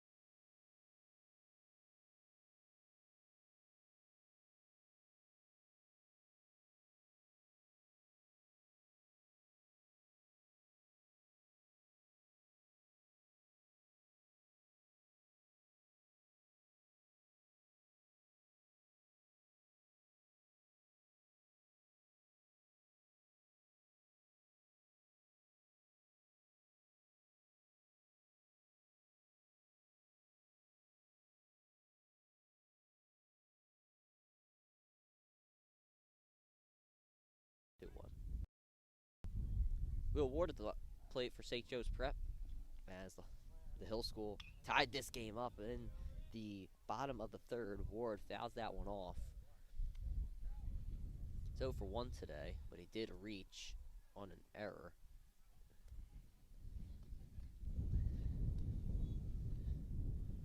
Dietz is now in the game, new pitcher for the Hill School. Second pitch in there for a strike.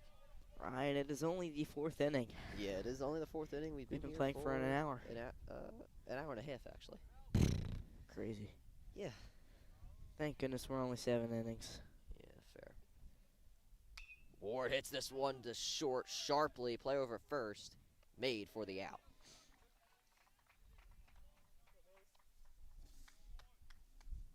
Mason Holmes now up for the Prep. 0 for 1 today. Also got on with a walk.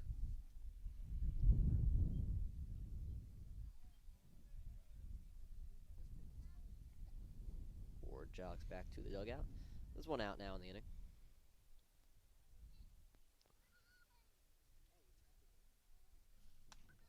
First pitch strike.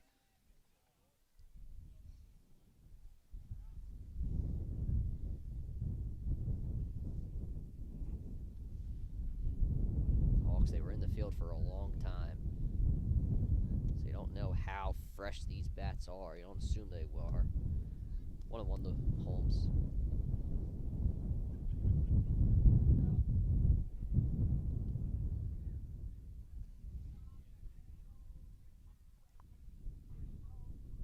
Holmes takes that in the dirt, 2-1. Holmes had to deal with a lot of problems at third base. As there were some times where he was playing in, he wasn't, and the ball just really wasn't going his way. On a couple of occasions, the wind might have had something to do with that. As he gets hit on that one, and he will reach on a hit by pitch. Yikes, right in the ribs. I know how that feels, Ryan. It is Especially in the cold. tough, dude. And this cold weather does not help, but He is fine. yeah, he's Looking good to go. And I think we're going to have a complimentary runner. Yes, we will. Yep. That'll be Kyle Almond. Almond has been starting this year. He's also been on his complimentary runner. He's trying to mix between.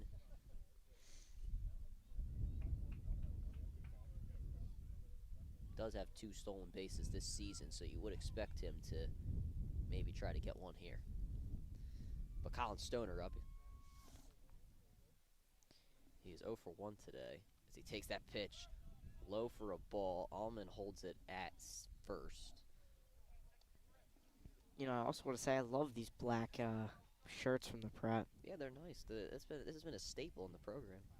These black jerseys for the past few years. I like them. Maybe I could buy one off somebody. It wasn't some senior at the end of the year. Maybe. Almond stealing second. Stoner takes this pitch for a ball, and Almond is out!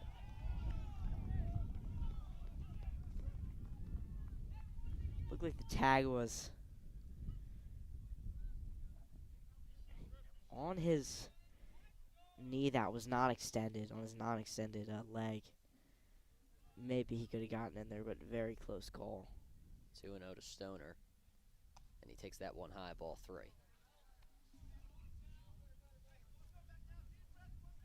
So now no runners on with 2 outs for the Hawks. Stoner has to adjust, but he is up in the count 3-0. As he hits this one sharply into the gap, and that will fall for a base hit. Stoner, he is heading for 2, and he will get in safely with a double. 3-0, swinging away. I personally don't like it, but you know, we got runner in scoring position out of it. I also want to mention that Hill School center fielder, he needs to tighten his hat up a little bit. Every time he moves, that thing's flying off. Fair enough, but Stoner, when he swung, I was like, oh no, because we always say you don't swing at a 3-0, but I mean, you know what? If Colin Stoner, I'll give him credit, knocked that one in the gap. Ryan Sullivan now up, he's 1 for 2 today, takes that one low for a ball, it goes to the backstop, and Colin Stoner gets on third. Don't you mean I am? Sorry, bad one. What was it? I'm sorry, I didn't even hear what you were saying, it was just on the scoreboard. No, nothing. Okay. Bad joke. Nah, Someone will land. tell me later. Didn't land. You'll tell me later. 1-0, Sullivan. Takes that one on the outside, ball 1. The umpire looks over like he's about to call it a strike, and he just, like, doesn't. Throws you off a little bit? Yeah, it threw me off. It's all right. Dietz likes the next pitch. Stoner, big lead off third. 2-0 to Sullivan. Takes that high, ball 3. Wouldn't be mind if we have another walk here. Possibly. Or another 3-0 double. I could possibly get on base. But yeah, Sullivan could also knock this one into a double as well as Stoner did in his last at-bat with a 3-0.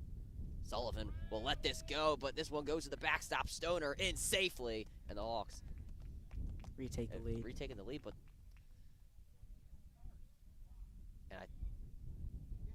the umpire sending Stoner back to or no, he's good. It looked like the umpire was going to send him back. I don't. Stoner was motioning, do I got to go back? And they said no. That it looks like the Hawks have. Not sure. Maybe they. I have no idea. Yeah, I don't know. The referee taking the lead. Throw back to first, and Sullivan in there safely. He caught him off guard there a little bit. Very close. The Hawks, they have retaken the lead, as I just mentioned. Franny Seaman now up. Takes that one low. Ball 1. For a second, I got nervous. I thought Stoner might have had to go back. Yeah. I was like, oh no, I want to get this run. 1-0 to Seaman. Inside, ball 2.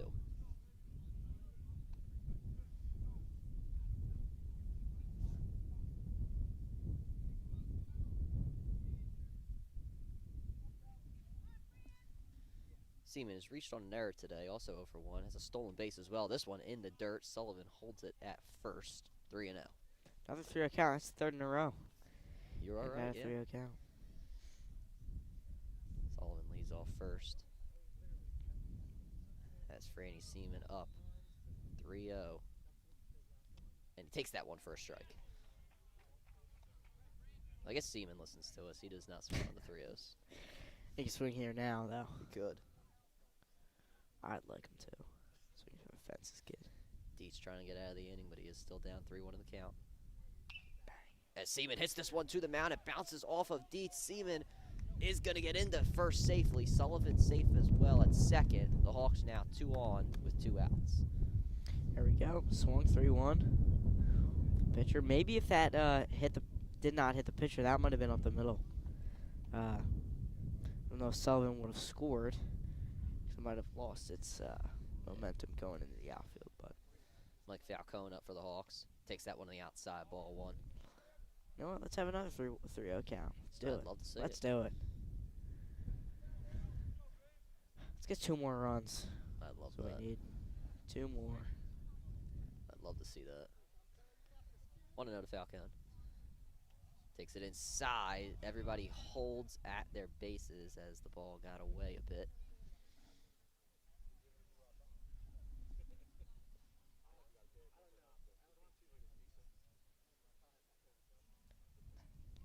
Bang, I just adjusted the camera so you can see everything. Oh, thank you, Sam. Had it zoomed in too far. 2-0. Falcone takes for a strike. He doesn't really like that as the wind comes in, and I have to hold everything down as the tripod bag tried to take me out. 2-1 to Falcone. Takes it on the outside, ball 3. The Hawks could possibly get bases loaded with 2 outs. We'll see if they can do so.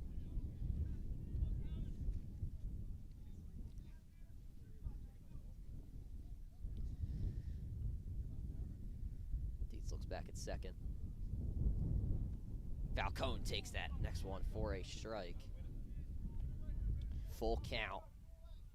Runners will be off. Just trying to get it, just get something in shallow outfield. Sullivan may score.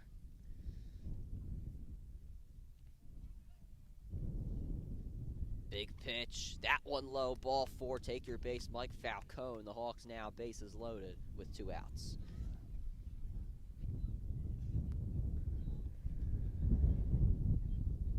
John Weaver now up 2 for 2 today with 2 base hits Now pitch and change. and 2 RBIs, and you are right. It looks like there will be a pitching change, or at least just a mound visit. Somebody just started warming up just a few moments ago for the Hill School, so Yeah, I don't think it will be a pitching change. Yeah. Sorry, I saw him lift up his arm with the Oh, yeah. a finger. So But somebody is warming up in the pen for the Hill School.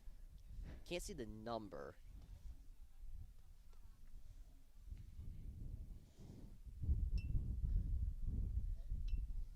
It might be Falkingham in there for in the pen for the Hill School. I'm not 100% sure, but I believe it is him. we need a bullpen cam. We do need a bullpen cam. That would be nice. I don't know if that's allowed, but Definitely not. let's look in the. We'll look at Scam. He'll crack open the rule book again. Well, but John Weaver now up, as I mentioned, 2 for 2 today. Now has bases loaded with 2 outs, so everybody working with pressure. Weaver takes the first pitch on the outside, ball 1.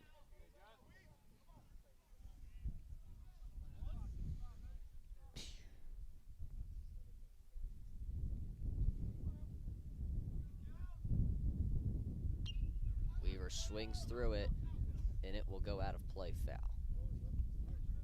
It's like so close to hitting those cars. Yeah, and the people. And the people. Well, some people value their cars more than themselves, honestly. Yeah. Weaver takes that inside. Ball 2.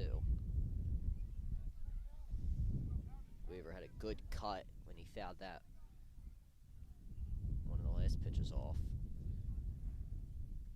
See if that can lead to a possible base hit as he hits that one softly up the third base line. Make it a sprint for first, and he is safe. That will go behind first. Seaman will score. Sullivan scored as well. Falcone on his way home. Weaver into second safely. That's 3 runs for the Prep. Man, making things happen. John Weaver. I mean, what a day for him. I feel like the throw should have gone home. Yeah, you know what? Runners all on a force out. You're probably right.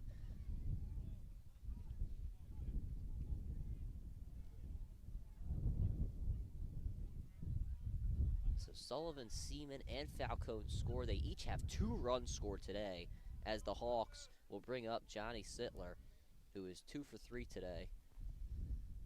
And he will take that first pitch inside, ball 1. The Hawks now back out to a larger lead. It's 11-7.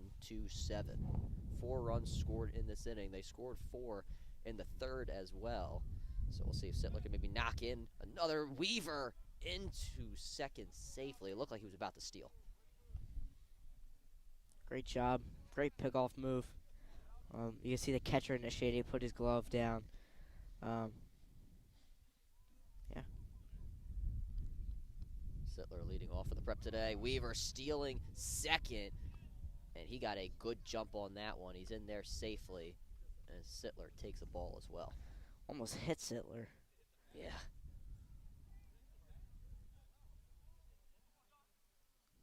Weaver, that's his 3rd stolen base as well. He's had himself a day. 2-0 to Sittler. That one goes to the backstop. Weaver heading home, and he is safe. 3-0 to Sittler. Weaver scores. The Hawks have now taken a 12-7 lead. Weaver, I don't know what else to say. I mean, that is his 3rd run of the game as well. Seems like every time he's getting on base, he's scoring. Yeah. I mean, we already have 19 runs in the 4th inning combined. Wow, so that's crazy. 3-0 to Sittler. As he hits that one to short, fielded cleanly, play over at first.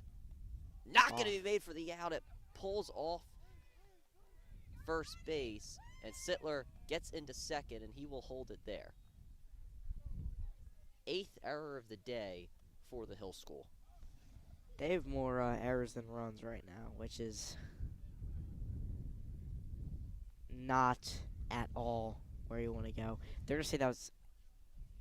Oh, never mind. I lied. Thought he was coming over to third. I did too for a second. Yeah, I thought they called it out of play. Yeah, So. and then he went down to his angle. Yeah. I was like, okay. All right. Makes But sense. David Locker now up 1 for 3 today with a base hit. Must have to take the stuff off. It might have been full gear. Yeah, probably. He's probably getting ready for it.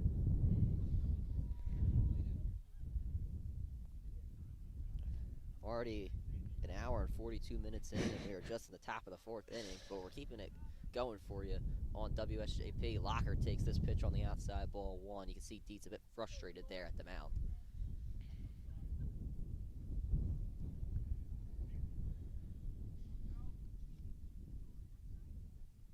One another Locker. And he hits this one to third. Sittler holds at second, play over first, this time made for the out.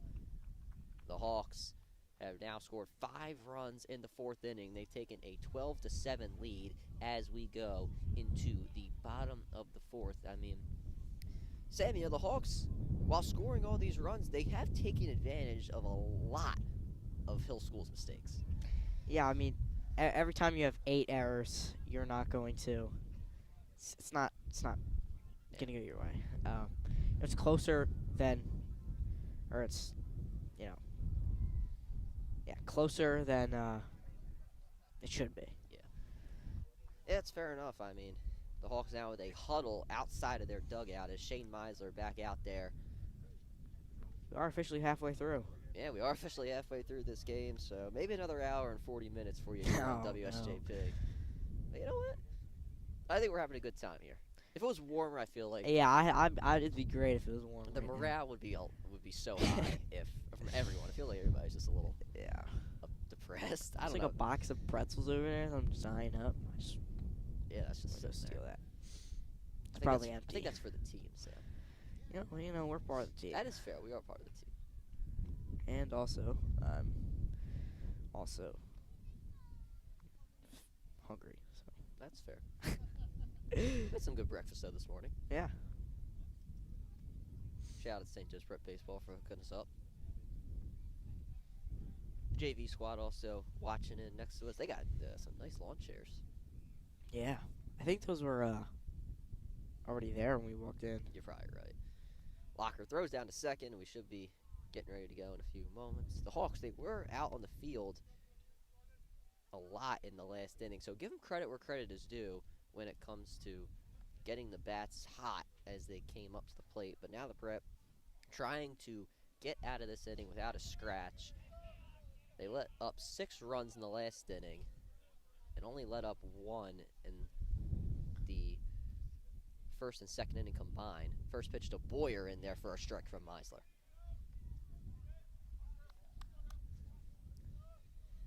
Meisler trying to get out of this inning clean and get the hot bats back up for the Prep as he delivers the 0-1. Boyer hits this one up the first base line. Meisler fields it for him, underhands at the first for the out. Way to call off the man. That's textbook right there. Waving him off, making a nice play. Furlong now up for the Hill School. He's 1 for 1 today. He's only had one at bat. Oh, Well, excuse I mean, me. there's been Yeah. errors and all this stuff. Yeah. You're right. Meisler, though, got his first out of the inning. Hopefully for him, he can keep that working. Ball drops out of Locker's glove for a ball.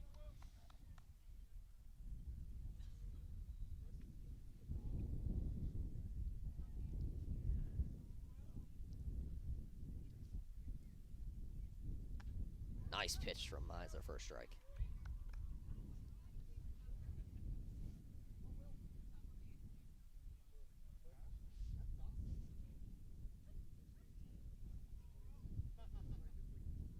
Very quiet here at the Hill School as Meisler puts that one slow into the glove of Locker for a ball.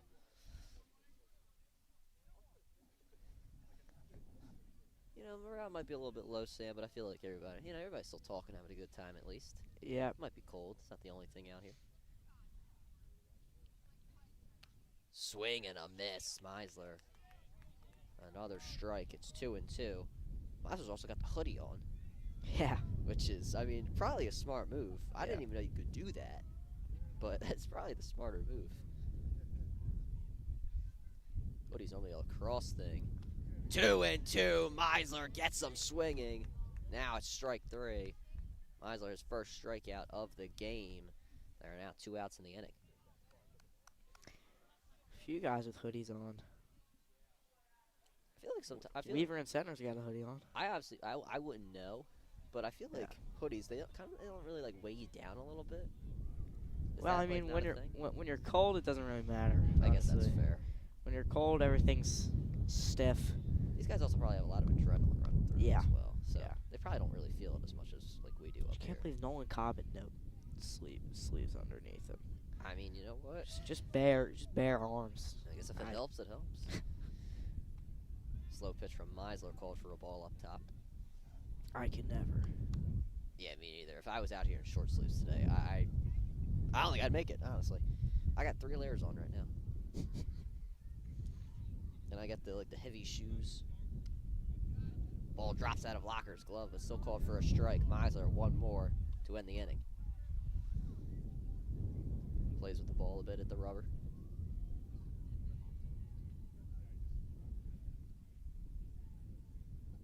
Likes the call from Locker to end the inning. A bit high, 1-2. Or 2-2, I apologize.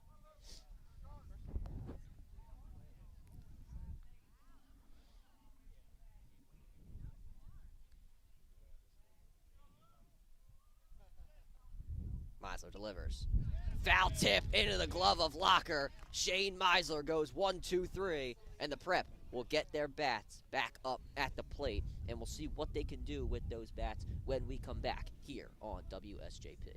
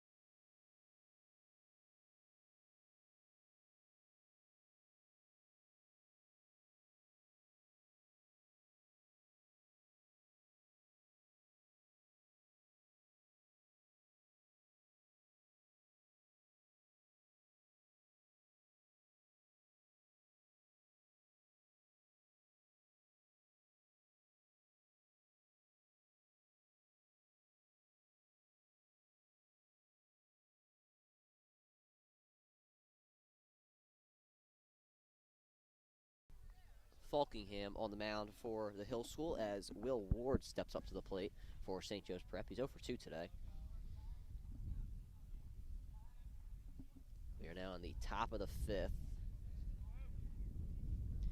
Shane Meisel went 1-2-3 in the bottom of the fourth. The Hawks trying to keep the bats going as Ward takes the first pitch for a strike.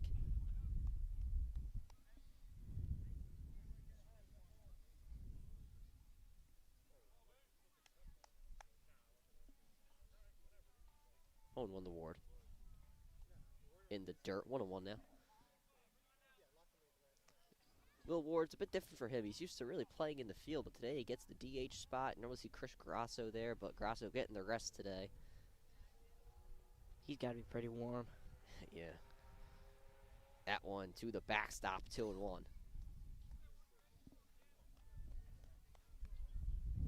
Some other guys just staying warm out there. Jack Keenan, I think that's Kyle Almond. They're just staying warm walking around. There's a bathroom over there too. Oh, I didn't know that. 3-1 now though to Ward. I've seen like 8 guys go over there so far. I didn't. I honestly, I just didn't. There's like these. I don't know what these plants are called. You kind of see it. I think they're just I don't know what dead are these plants, things called. honestly. Oh, I guess I guess they're dead. I don't really know what these things. They look probably like dead trees. I don't know what they are. Yeah, I guess that's what they have to be like. bushes. Yeah, like thick the, bushes. Right. Like I don't know what. Yeah, that's just odd. Well, if they were full, we wouldn't see anything. So That's fair. Ball 4. Take your base, Will Ward. He gets on with a walk. Mason Holmes now up. He's over 1 today, but has reached on a walk and hit by pitch. Most recently hitting the ribs on the hit by pitch, and it's like, knock on wood, but the wind has kind of slowed down. All right, I'll just stop talking. Yeah. Holmes hits that to second. No double play, but they will get Holmes at first for the out. I mean third. Third base. Yeah, he hit it to third base, not second base. Did I say second? You said second. It's cold, bro. I think you meant advancing to second base while it's to third. I'm done. I'm just done speaking.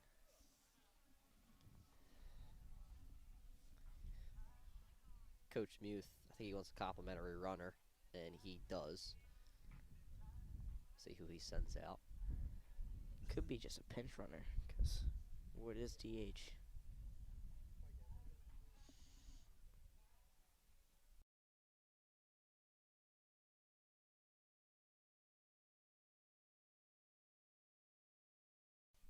Alex Orespi sent out as the complimentary runner for St. Joe's Prep. Orespi has been starting at second base against Bonner and Hold Ghost Prep, but he is not today. Falcone in that spot. Colin Stoner up. Hit a double in his last at-bat. Orespi about halfway to third. Coaches have to watch out down there. They have nobody protecting them now. Yeah. 1-0 now to Colin Stoner. He's 1 for 2 today, as I mentioned. A double in his last at-bat. Hits this one to third. Orespi holding at second. Play at first is made for the out, but Orespi will slide into third safely. Great job by Alex Orespi, just finding out. Sorry, just waiting until the throw went over to, with his speed, he could easily go to third. I was kind of hoping that throw back to third would go, over. We've seen a lot. We've seen a lot of that. Yeah. So. Ryan Sullivan now up. Don't laugh. I'm not laughing. Okay. You're laughing. Okay.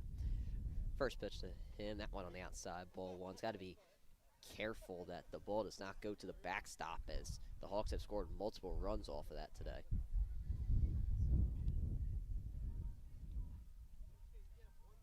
Falkingham looking back at Orespi at third. Sullivan hits that softly up the first base line. Play is made for the third out of the inning. No run score for the Prep. They leave Alex Orespi on third base. We now go to the bottom of the fifth inning. Now, Sam, the Hawks, they will send Shane Meisler out there again, and they'll see if they can get another good inning of work out of him. And now it feels like for the Hawks, you're up by 5 runs. Guys are starting to get a little settled in. You're kind of now going to maybe rely a little bit more on your defense than your offense. Yeah, maybe just trying to get him. I mean, Meisler was just, 2 strikeouts last inning quick. I'm looking at the same thing here. Maybe speed up this game a little bit, but no lead is safe, as we've seen. Prep was up 7-1 in the third inning when they gave up 6 runs in that bottom of the third to tie it up. Next inning, Prep obviously scored 5. But, I just, like you said, I just want to see more strikeouts from these pitchers. Yeah, it's a fair point. There's been a lot of plays in the field, but, we talked about it before. Nolan Cobb was pitching for a little bit more contact as well. But Meisler able to get those strikeouts and ended the inning on a strikeout that really set the tone, hopefully for the rest of the game for St. Joe's Prep. Everybody's still out there the same in their positions, no changes for the Hawks, but we'll see if Coach Muth decides to go more to his bullpen in the next inning. I mean, Coach Muth, he has not thrown more than 3 pitchers in a game this season. So we'll see if that changes today, though. It's interesting. There's a lot of pitchers on the roster. Right. Just not, it's kind of fun, I guess. That's Fun stat. fun stat. That one just came out of my head. I actually didn't even write that one down. Wow. I know. First pitch on the outside, ball 1 from Meisler.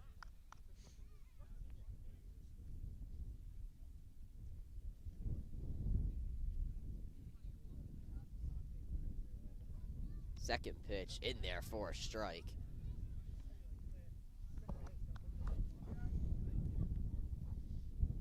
Russian, who's at the plate, did not like that call. Ryan, they're breaking open the pretzels. Okay. Another strike in there from Meisler. Russian. This time he said, yeah, that probably was a strike. They're breaking over the pretzels. Well, They just took a whole thing. well, you know what? They're probably hungry down there. Yeah. So am I here in the hill school. 1-2. Ball on the outside. 2-2.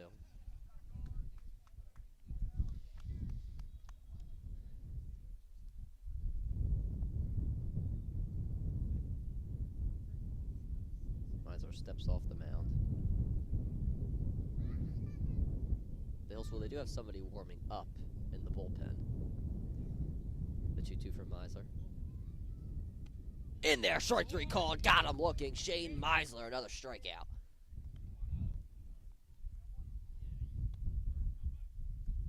Russian goes down on strikes for the second time today. Top of the lineup for the Hill School. Muto now up. Meisler seems like he's settling in now. Looks that way indeed. Muto 1 for 2 today. In there for a strike. Muto, a bit of a check swing. Also, I don't know if you've noticed, Sam, I really like Meisler's cleats. Do ya? I think they're very nice. Jordans? Yeah. They're very nice. Sitting behind me on the bus. There you go. Showing bunt was Muto. He holds back. Ball 1.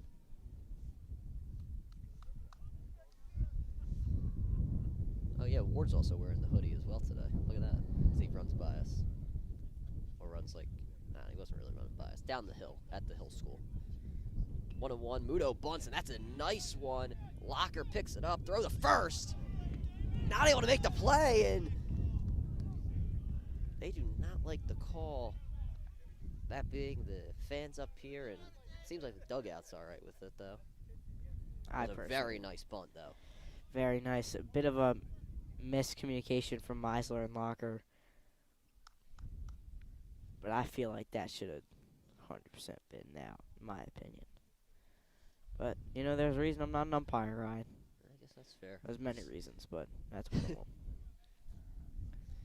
It looked like a good throw, but from this angle, I think you were right. It could have possibly been an out. Pitch low in the dirt. Locker gonna hold it.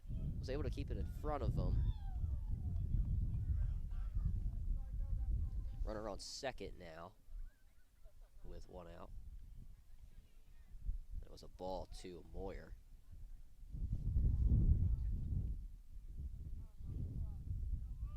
Meisler looking back at second. And steps off the mound. Not holding them on at second base. Yeah, they do not want another steal. There's been a lot of steals today, to say the very least, between both teams. Next pitch in there for a strike.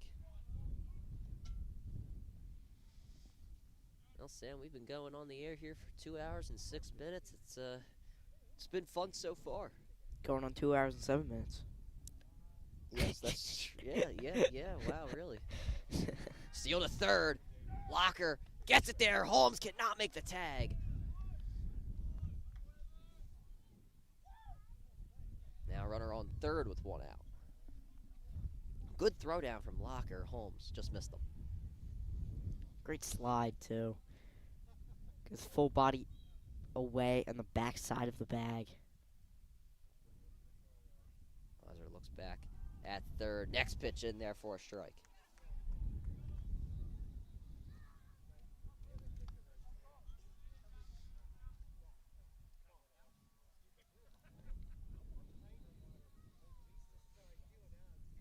Meisler likes the call from Locker.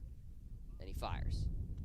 And gets him to swing through it. Strike 3. Shane Meisler, 2 strikeouts in the inning. 4th of the day. Meisler, like I said, really settling in. I think also these Hill School batters are getting tired.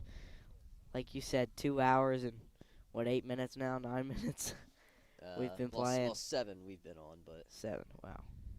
Moore is now up. He started as the pitcher today, but still in that DH slot. He takes the first pitch for a strike.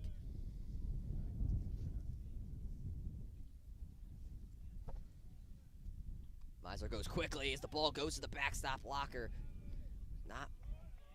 really making an effort, as well as Meisler, as they kind of knew the outcome. Muto scores and is now 12-8.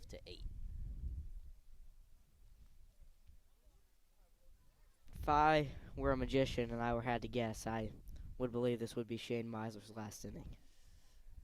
Yeah, we'll see if Coach Muth goes to the bullpen. Another strike called, though.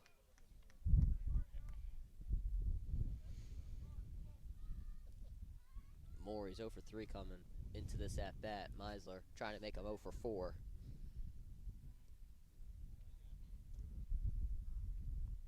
Trying to end the inning. Puts it high, good framing, but ball 2. There's another gust of wind. Look at that, 2-2-2 across the scoreboard right there. Meisler gonna try again.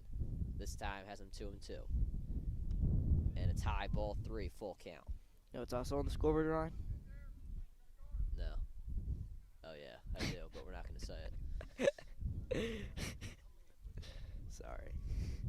If you have been following Sam if you've been following the running jokes on WSJP, you would understand. Full count from Meisler. And he gets him to swing through it. Strike 3. 3 strikeouts in the inning for Shane Meisler. Gives up 1 run, but the damage is minimal as we now go to the top of the 6th inning. 2 more here at the Hill School, and we'll have that for you on WSJP when we come back.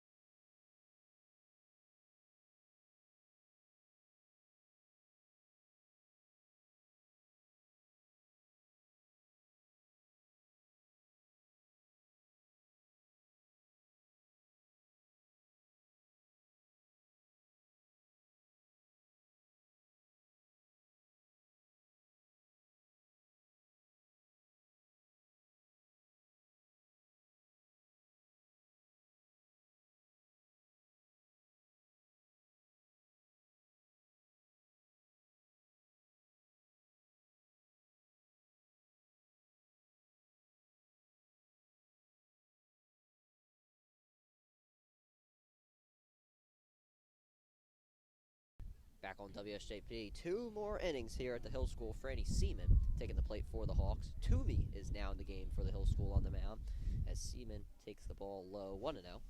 He gets 1 for 2 today. Got on with an infield single.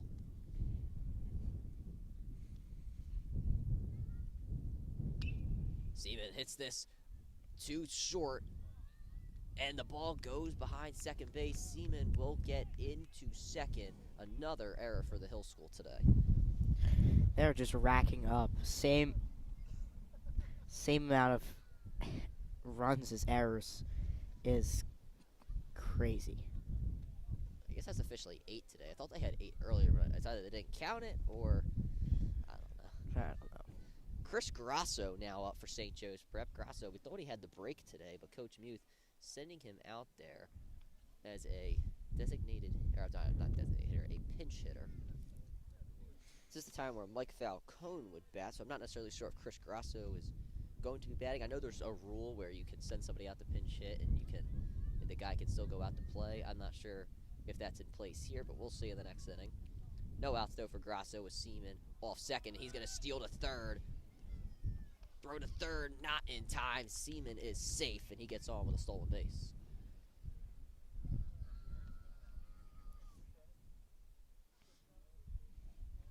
Second stolen base of the day for Seaman. 6 overall for St. Joe's Prep.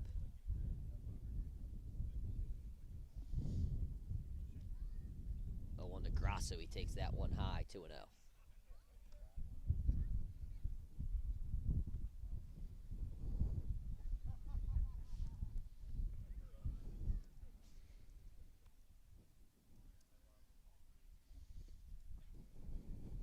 Toomey takes his time at the mound and he fires and puts that one in there for a strike. Chris didn't like it.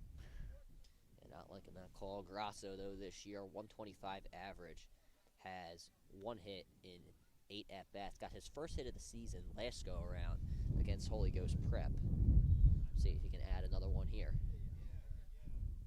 Up in the count, 2-1. And takes the pitch for a strike. I'm not sure what the call was. It looked like he was aiming for a strike, and yeah, it is. 2-2. Yeah, it's 2-2. I don't know what that was. Yeah, I don't. I don't. That was weird. Nonetheless, Grasso now down in the count, 2-2.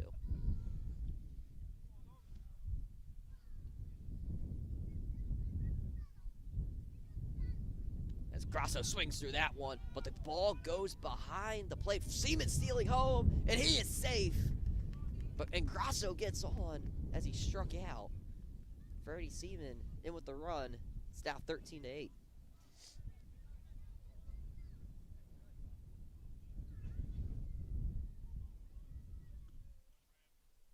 Grasso, we saw that in the last game against Holy Ghost where I apologize, in the game against Bonner where he struck out but still got on first base. And same thing happens here. Very unlikely to have that happen 2 times in a season. John Weaver now up for the Prep. Grasso, he might be stealing. It looks like he's going to do so. Weaver steps out of the box. Chris Grasso had a stolen base last game versus Holy Ghost Prep.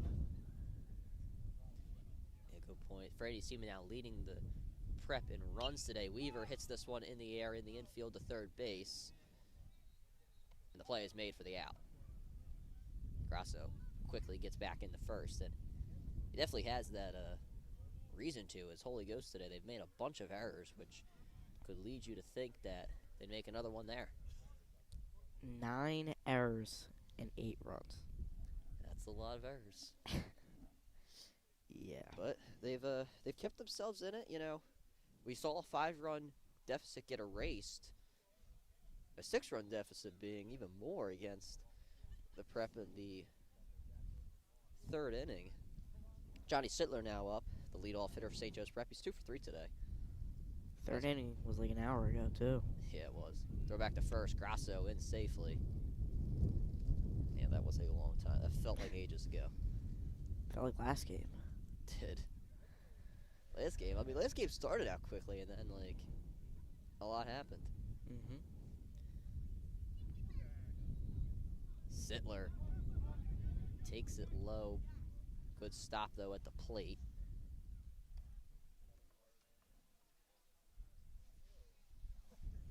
The Hawks' team batting average today at .348, so not bad at all for St. Joe's Prep as they try to put some more runs on the board. Grasso stealing second. Sittler takes a ball, and Grasso easily into second with a stolen base. I mentioned how Grasso doesn't really steal many bases in the last game. Well, now he has 2 already this season. 7th stolen base overall for St. Joe's Prep today. Look back to second at Grasso. Throw back to second, almost went into the outfield, but Grasso's in safely.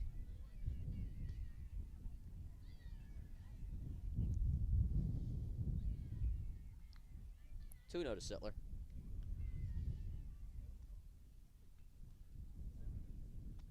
Ball high, 3-0. Sittler with an opportunity to get on with a walk here. Obviously has the 3-0 count. And with the top of the order, having 2 on with just 1 out would be great for Coach Muth and his guys. 3-0 to Sittler. Takes it high, ball 4. Johnny Sittler on with a walk. That will bring up David Locker.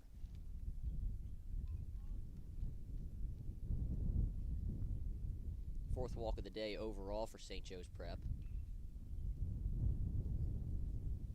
David Locker 1 for 3 today with a base hit and now has a big opportunity in his young varsity career. Something happened in the lacrosse game. I guess the Hill School scored. I guess, yeah, if they're playing in the music, yeah, I guess that makes sense. Locker steps out of the box, though, in this game. Loud. Loud music. Locker takes the first pitch for a strike.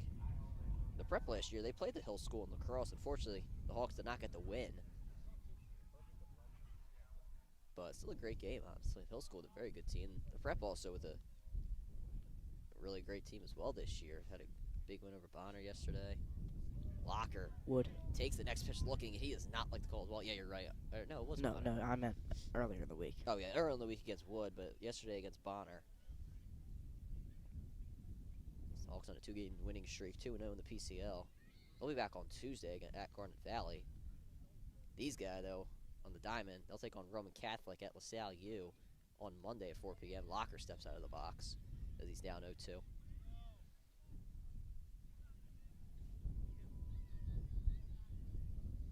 Did not like the last call at all. Has to regroup in the box as he hits this one through third base for a base hit. Grasso heading home.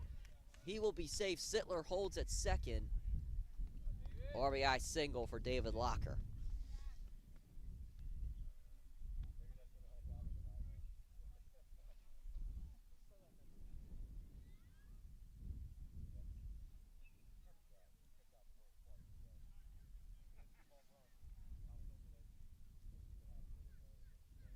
How about Alex Arespe? Alex Arespe now up for St. Joe's Prep. Batting where Will Ward would bat. Step off the mound, everybody in safe.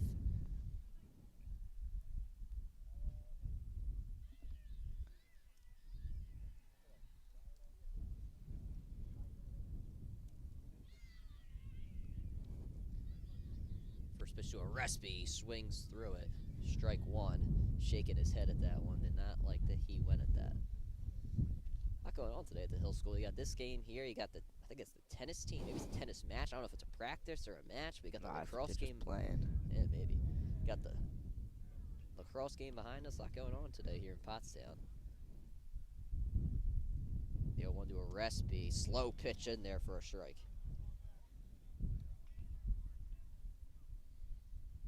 Arespe with a .333 batting average. 2 hits in 8 plate appearances this year. As he's now down 0-2 in the count. And will foul it.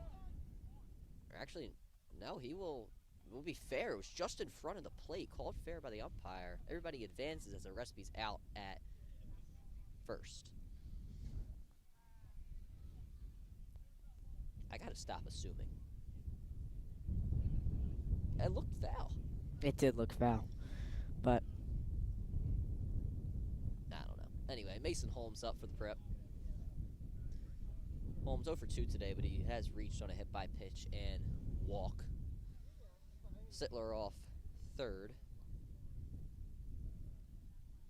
Holmes takes the first pitch high. Ball 1. David Locker off first as well. 14-8 the Hawks lead. They've scored 2 runs this inning thus far, with a chance to add more. We'll see if Mason Holmes can get his first varsity hit. Slow pitch in there for a strike. The Hawks today have dealt with a lot of fastball as well, but the off speed has kind of given them a little bit of trouble. Well, I mean, 14 runs. Yeah, I guess that's not I too guess, much trouble. Yeah. 1-1 to Holmes. Swings low, as this one will be fouled back.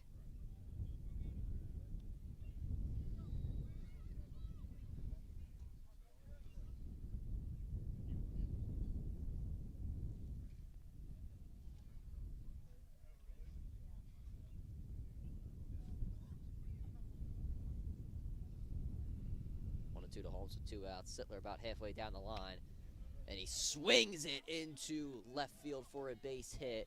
2 runs will score. Mason Holmes, his first varsity base hit, and it is a good one to bring in 2 for the Hawks as they now lead 16-8.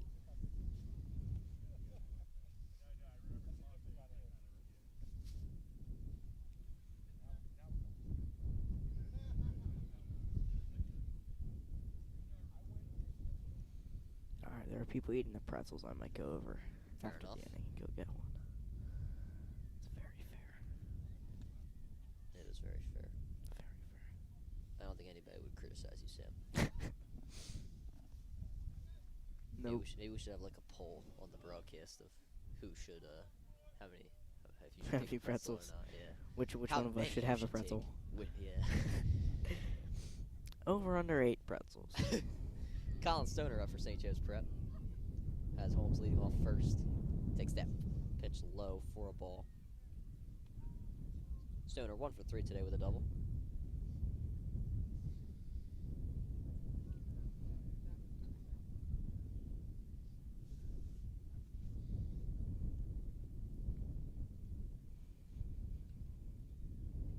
Long time to get the pitch, and Stoner will take it high. Has to move a bit out of the way for it. 2-0.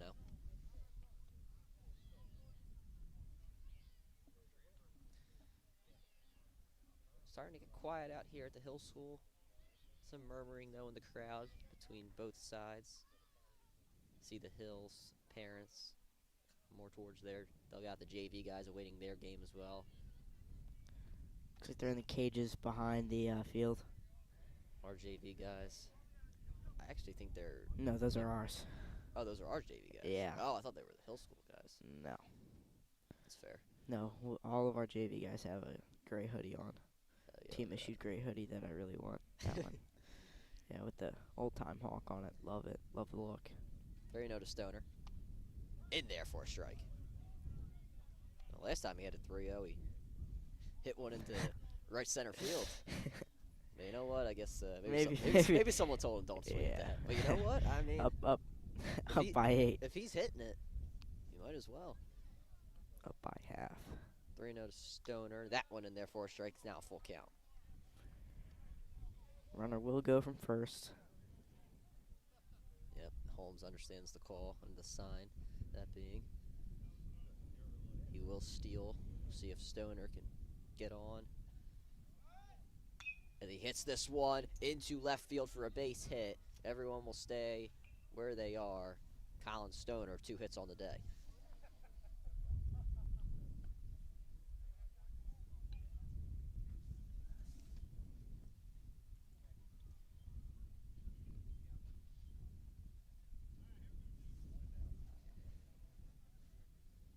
Ryan Sullivan up for St. Joe's Prep. Grasso still has his helmet on as he goes out to collect the gear. Sullivan takes the first pitch for a strike. I'm not gonna make a joke this at bat, Ryan. Thank you, Sam. Well, you know what? I think I actually do find them funny, I will say. Thank you. Appreciate it. For you. Appreciate it, boss. Thank you, Sam. Sullivan takes that one behind him. Steal over to third. Ball is dropped. Everyone's safe. 2 stolen bases for Holmes and Colin Stoner. Holmes is kind of saying, my bad. I don't think he was really supposed to steal there. I think he thought it went to the backstop, though. Well, worked out for him. Yeah, it did.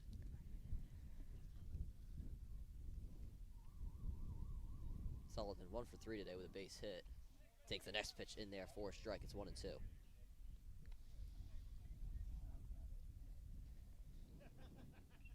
The Hill School trying to get out of this inning. They've let up 4 runs in this one.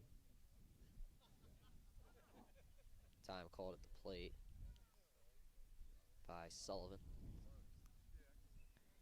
Oh, Ryan, I've always wondered what it'd be like inside of a birdhouse, since one's right in front of us.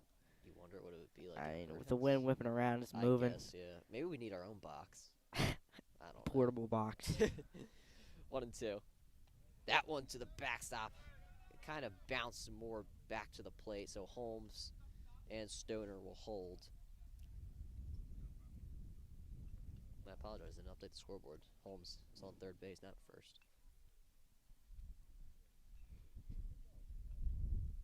2-2 though to Sullivan.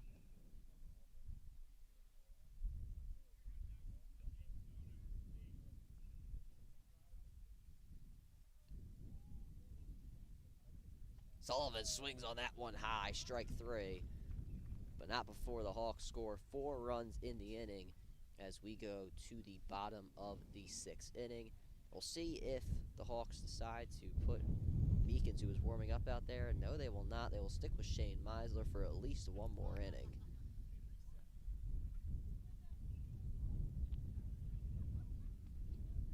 And as I said, Sam, it's obviously, you love to score these runs. 16 runs is just incredible against anybody. But as I said before, now you really got to rely on your defense. Yeah. Probably 2 errors today. It's kind of the amount you get in high school baseball. Usually not 10 for the Hill School. Yeah, currently. There's not even a double digits up there, right? Yeah. It's currently a 0 because. Oh, because of 10. Yeah. Yeah, that makes sense, I guess. Because he dropped the ball at third. Yeah. Yeah. All right, well, that makes sense. That makes sense. You're smarter than me about that one. I didn't know that was the case. Oh, don't get 10. That's fair. Ever. And some changes out in the field. Brendan Martin now at second base for St. Joe's Prep.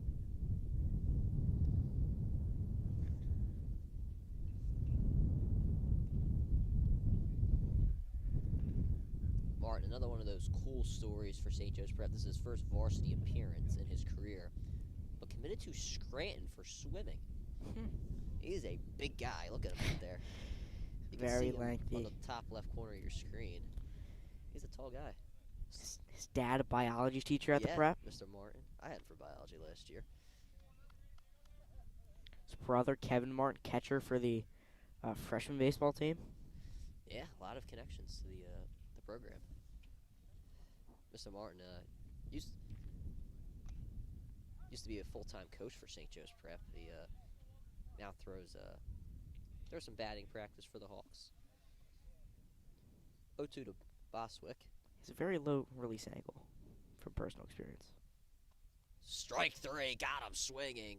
Shane Meisler gets Boswick down 1-2-3.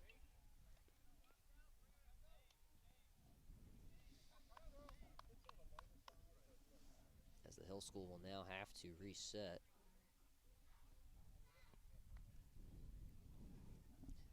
Ishiwaka now coming to the plate.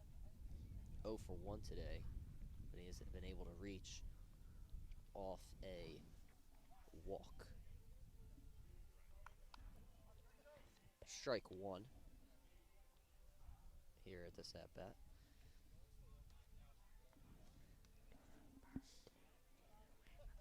Meisler awaiting the call from Locker. That one goes to the backstop, 1-1. He umped through that one. Oh, look at that. He's a man form with others.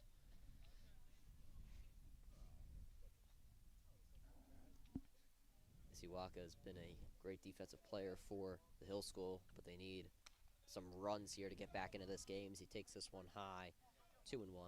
A lot upcoming here on WSJP. On Monday, we'll have baseball, 4 p.m. at LaSalle U versus Roman Catholic. Isiwaka swings through that one, 2-2. Samuel will be on the call with Dom Schulk for that one. And then on Tuesday, myself, Dom Camp, 7 p.m. at Penn Park versus Garnet Valley. Wednesday, baseball at FDR Park, 4 p.m. versus Father Judge. As Meisler gets another strikeout.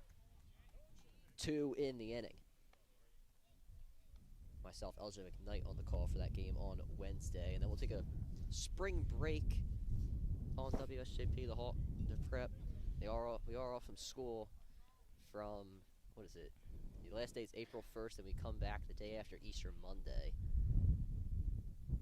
So, a lot going on WSJP, at the prep in general. First pitch from Meisler in this at-bat, outside 1-0.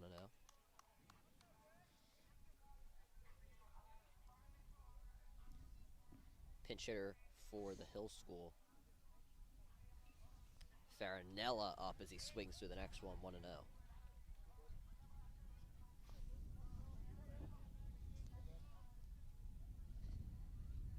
1-1. Off the glove of Locker. Also might went off his knee pad as well. Called for a ball, though.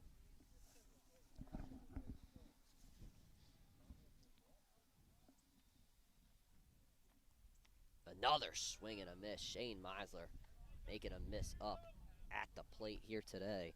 It's now 2-2. As he tries to end the inning, doesn't like the original call from Locker. Taking his time at the mound. He likes the second. Shane Meisler has now struck out the side. Got him looking. As we go into the top of the 7th with the Hawks still leading 16-8, and we will take a break on WSJP. Final inning of action coming in a few moments.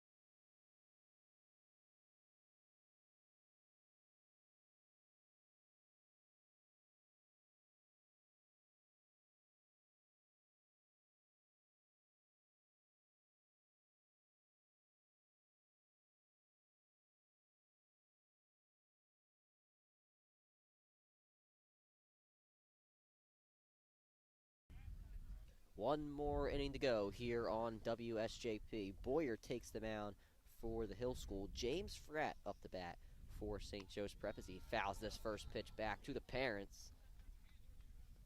My guy over there almost made a catch. James Fratt, hockey player.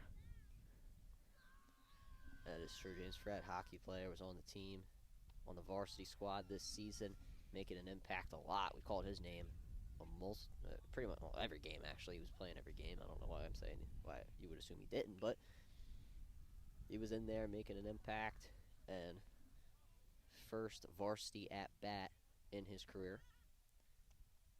He takes this pitch low, 2-1. Something probably happened in the lacrosse game again.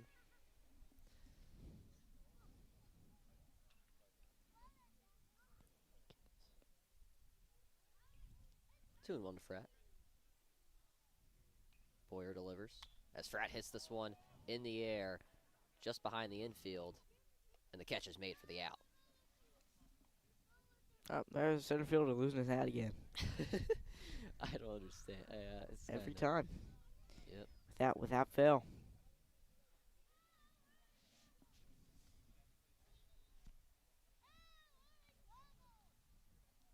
Up next for St. Joe's Prep, Brendan Martin.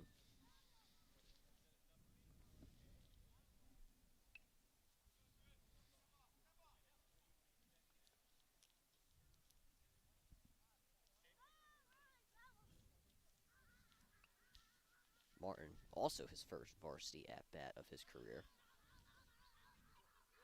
Takes the first pitch in there for a strike.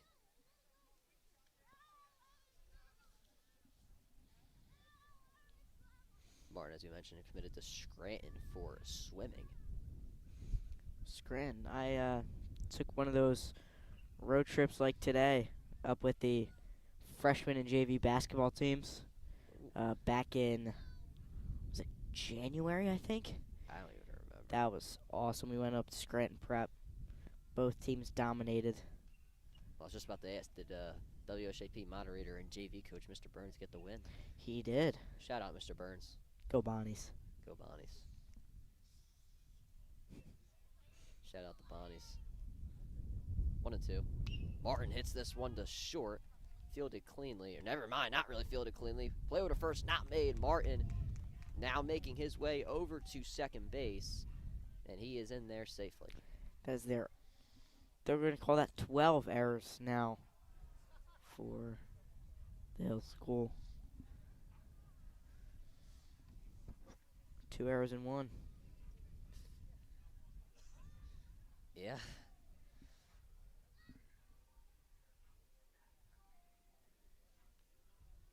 It's got to be some sort of record. I don't know. I guess we'll have to look into that. Weaver hits this one to third. Not fielded cleanly. Base hit for John Weaver. He is now 4 for 2 on the day. Another error. I'm sorry, actually Weaver's 4 for 3 on the day. How could he be 4 for 3? Well, I guess he's still 3 for 2 if it was an error. They ruled it an error, so never mind. You mean 2 for 3? 2 for 3. Oh my goodness. I'm going through it today, dude. There's a lot going on. Yeah, I'm trying to update the stat sheet as we speak. First pitch to Sittler for a ball.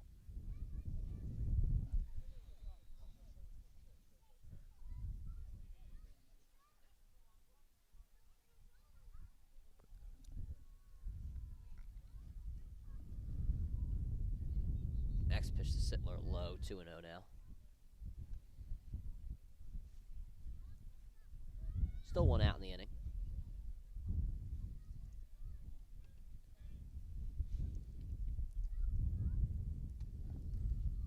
Next pitch, another ball.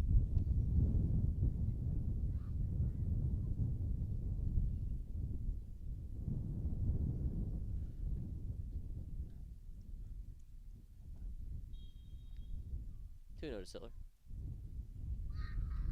Takes it high. Now it's ball, or actually, it is ball 4. It did not update the scoreboard. But Sittler gets on with a walk.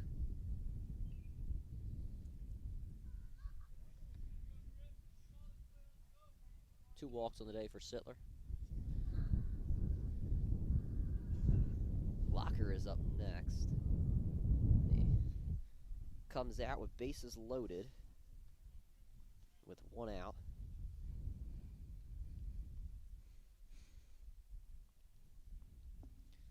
And he fouls the first pitch back.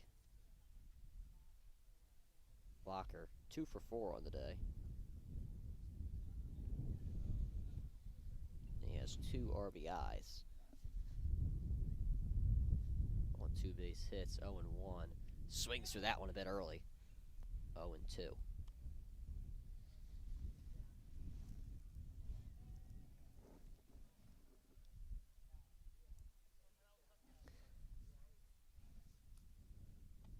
In the dirt, 1 and 2 now.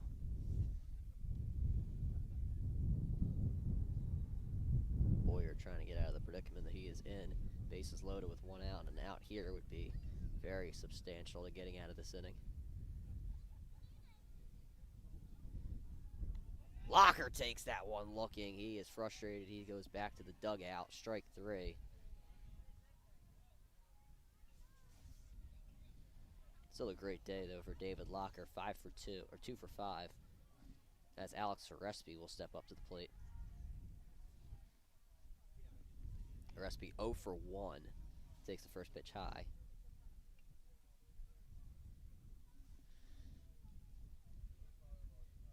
Even though the Hawks have a substantial lead, another run would definitely not hurt. Another pitch high to Orespi, 2-0. Orespi, as I mentioned before, first year on varsity. Well, first full year on varsity was a swing last year. He's been getting the start at second base against Bonner and Holy Ghost. 2-0, right down the middle for a strike. As I mentioned, the Hawks will be back on Monday, 4 p.m. at LaSalle U versus Roman Catholic. Orespi hits that one to the mound, past the mound, and the play will be made over at second for the 3rd out. The Hawks, they leave bases loaded, but they still lead 16-8 over the Hill School as we go to the bottom of the 7th inning. And we will take a short break on WSJP as Charlie Meekins will make his way out onto the mound for his first ever varsity close.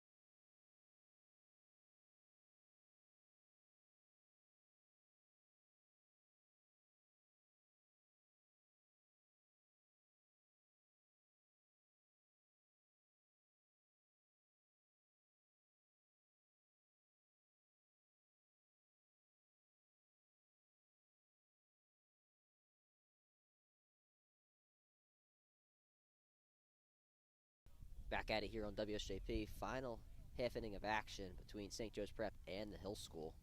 Charlie Meekins on the mound for St. Joe's Prep as his first pitch is a strike. Charlie Meekins, first ever varsity game as a freshman.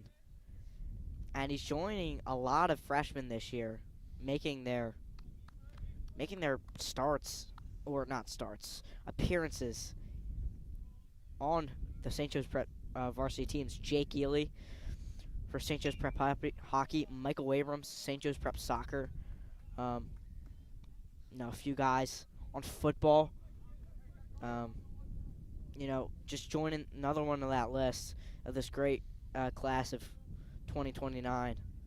The future for the prep is bright, and Charlie Meekins is one of those guys. Almost had his first ever varsity strikeout.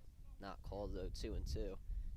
Sam just wanted to brag about his class. And then you also have a freshman on varsity broadcaster. Look at that. Yep. 2-2 from Meekins. This one hit softly to Sittler, and he makes the catch.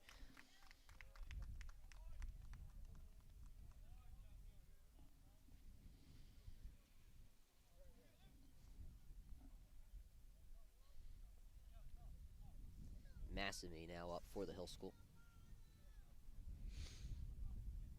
Massamy 1 for 2 today. First pitch in there for a strike.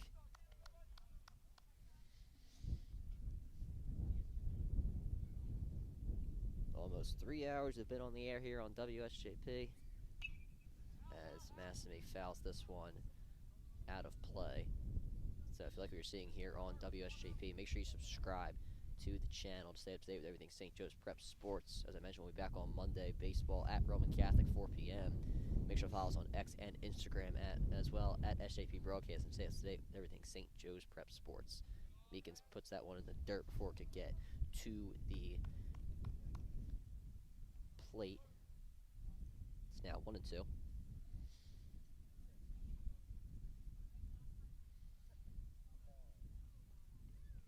Meekins delivers as this one is hit too short. Sittler fumbles with it, but still makes the play over at first for the out.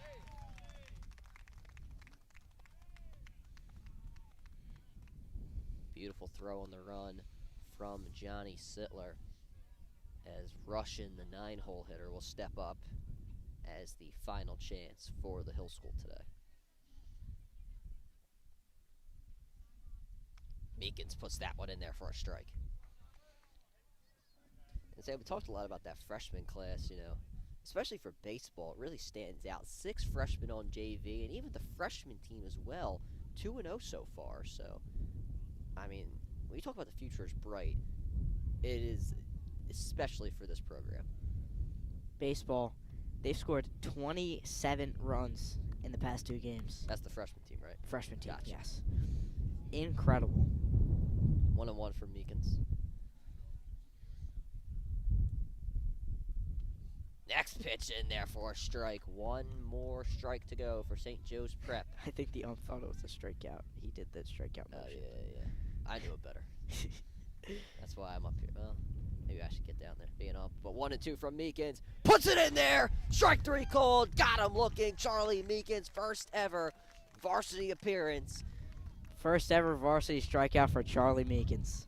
Goes 1-2-3 as St. Joe's Prep get the win here in Pottstown at the Hill School, 16-8. JV taking the field. They will play next. But for varsity, they will be back on Monday at Roman Catholic at LaSalle U, 4 p.m. Eastern Time, as the Hawks get the win today at the Hill School. Great game, long game, 2 hours, 52 minutes on the air. So make sure you subscribe to WSJP to stay up to date with everything St. Joe's Prep Sports and for content like this. The Prep 16-8 victory here in Pottstown at the Hill School. From myself, Ryan Sullivan, my color analyst, Sam Salamone. Thank you to Coach Booth and Coach Stinsman for helping us get out here to the game today. We say thank you. Have a good weekend, and go Prep.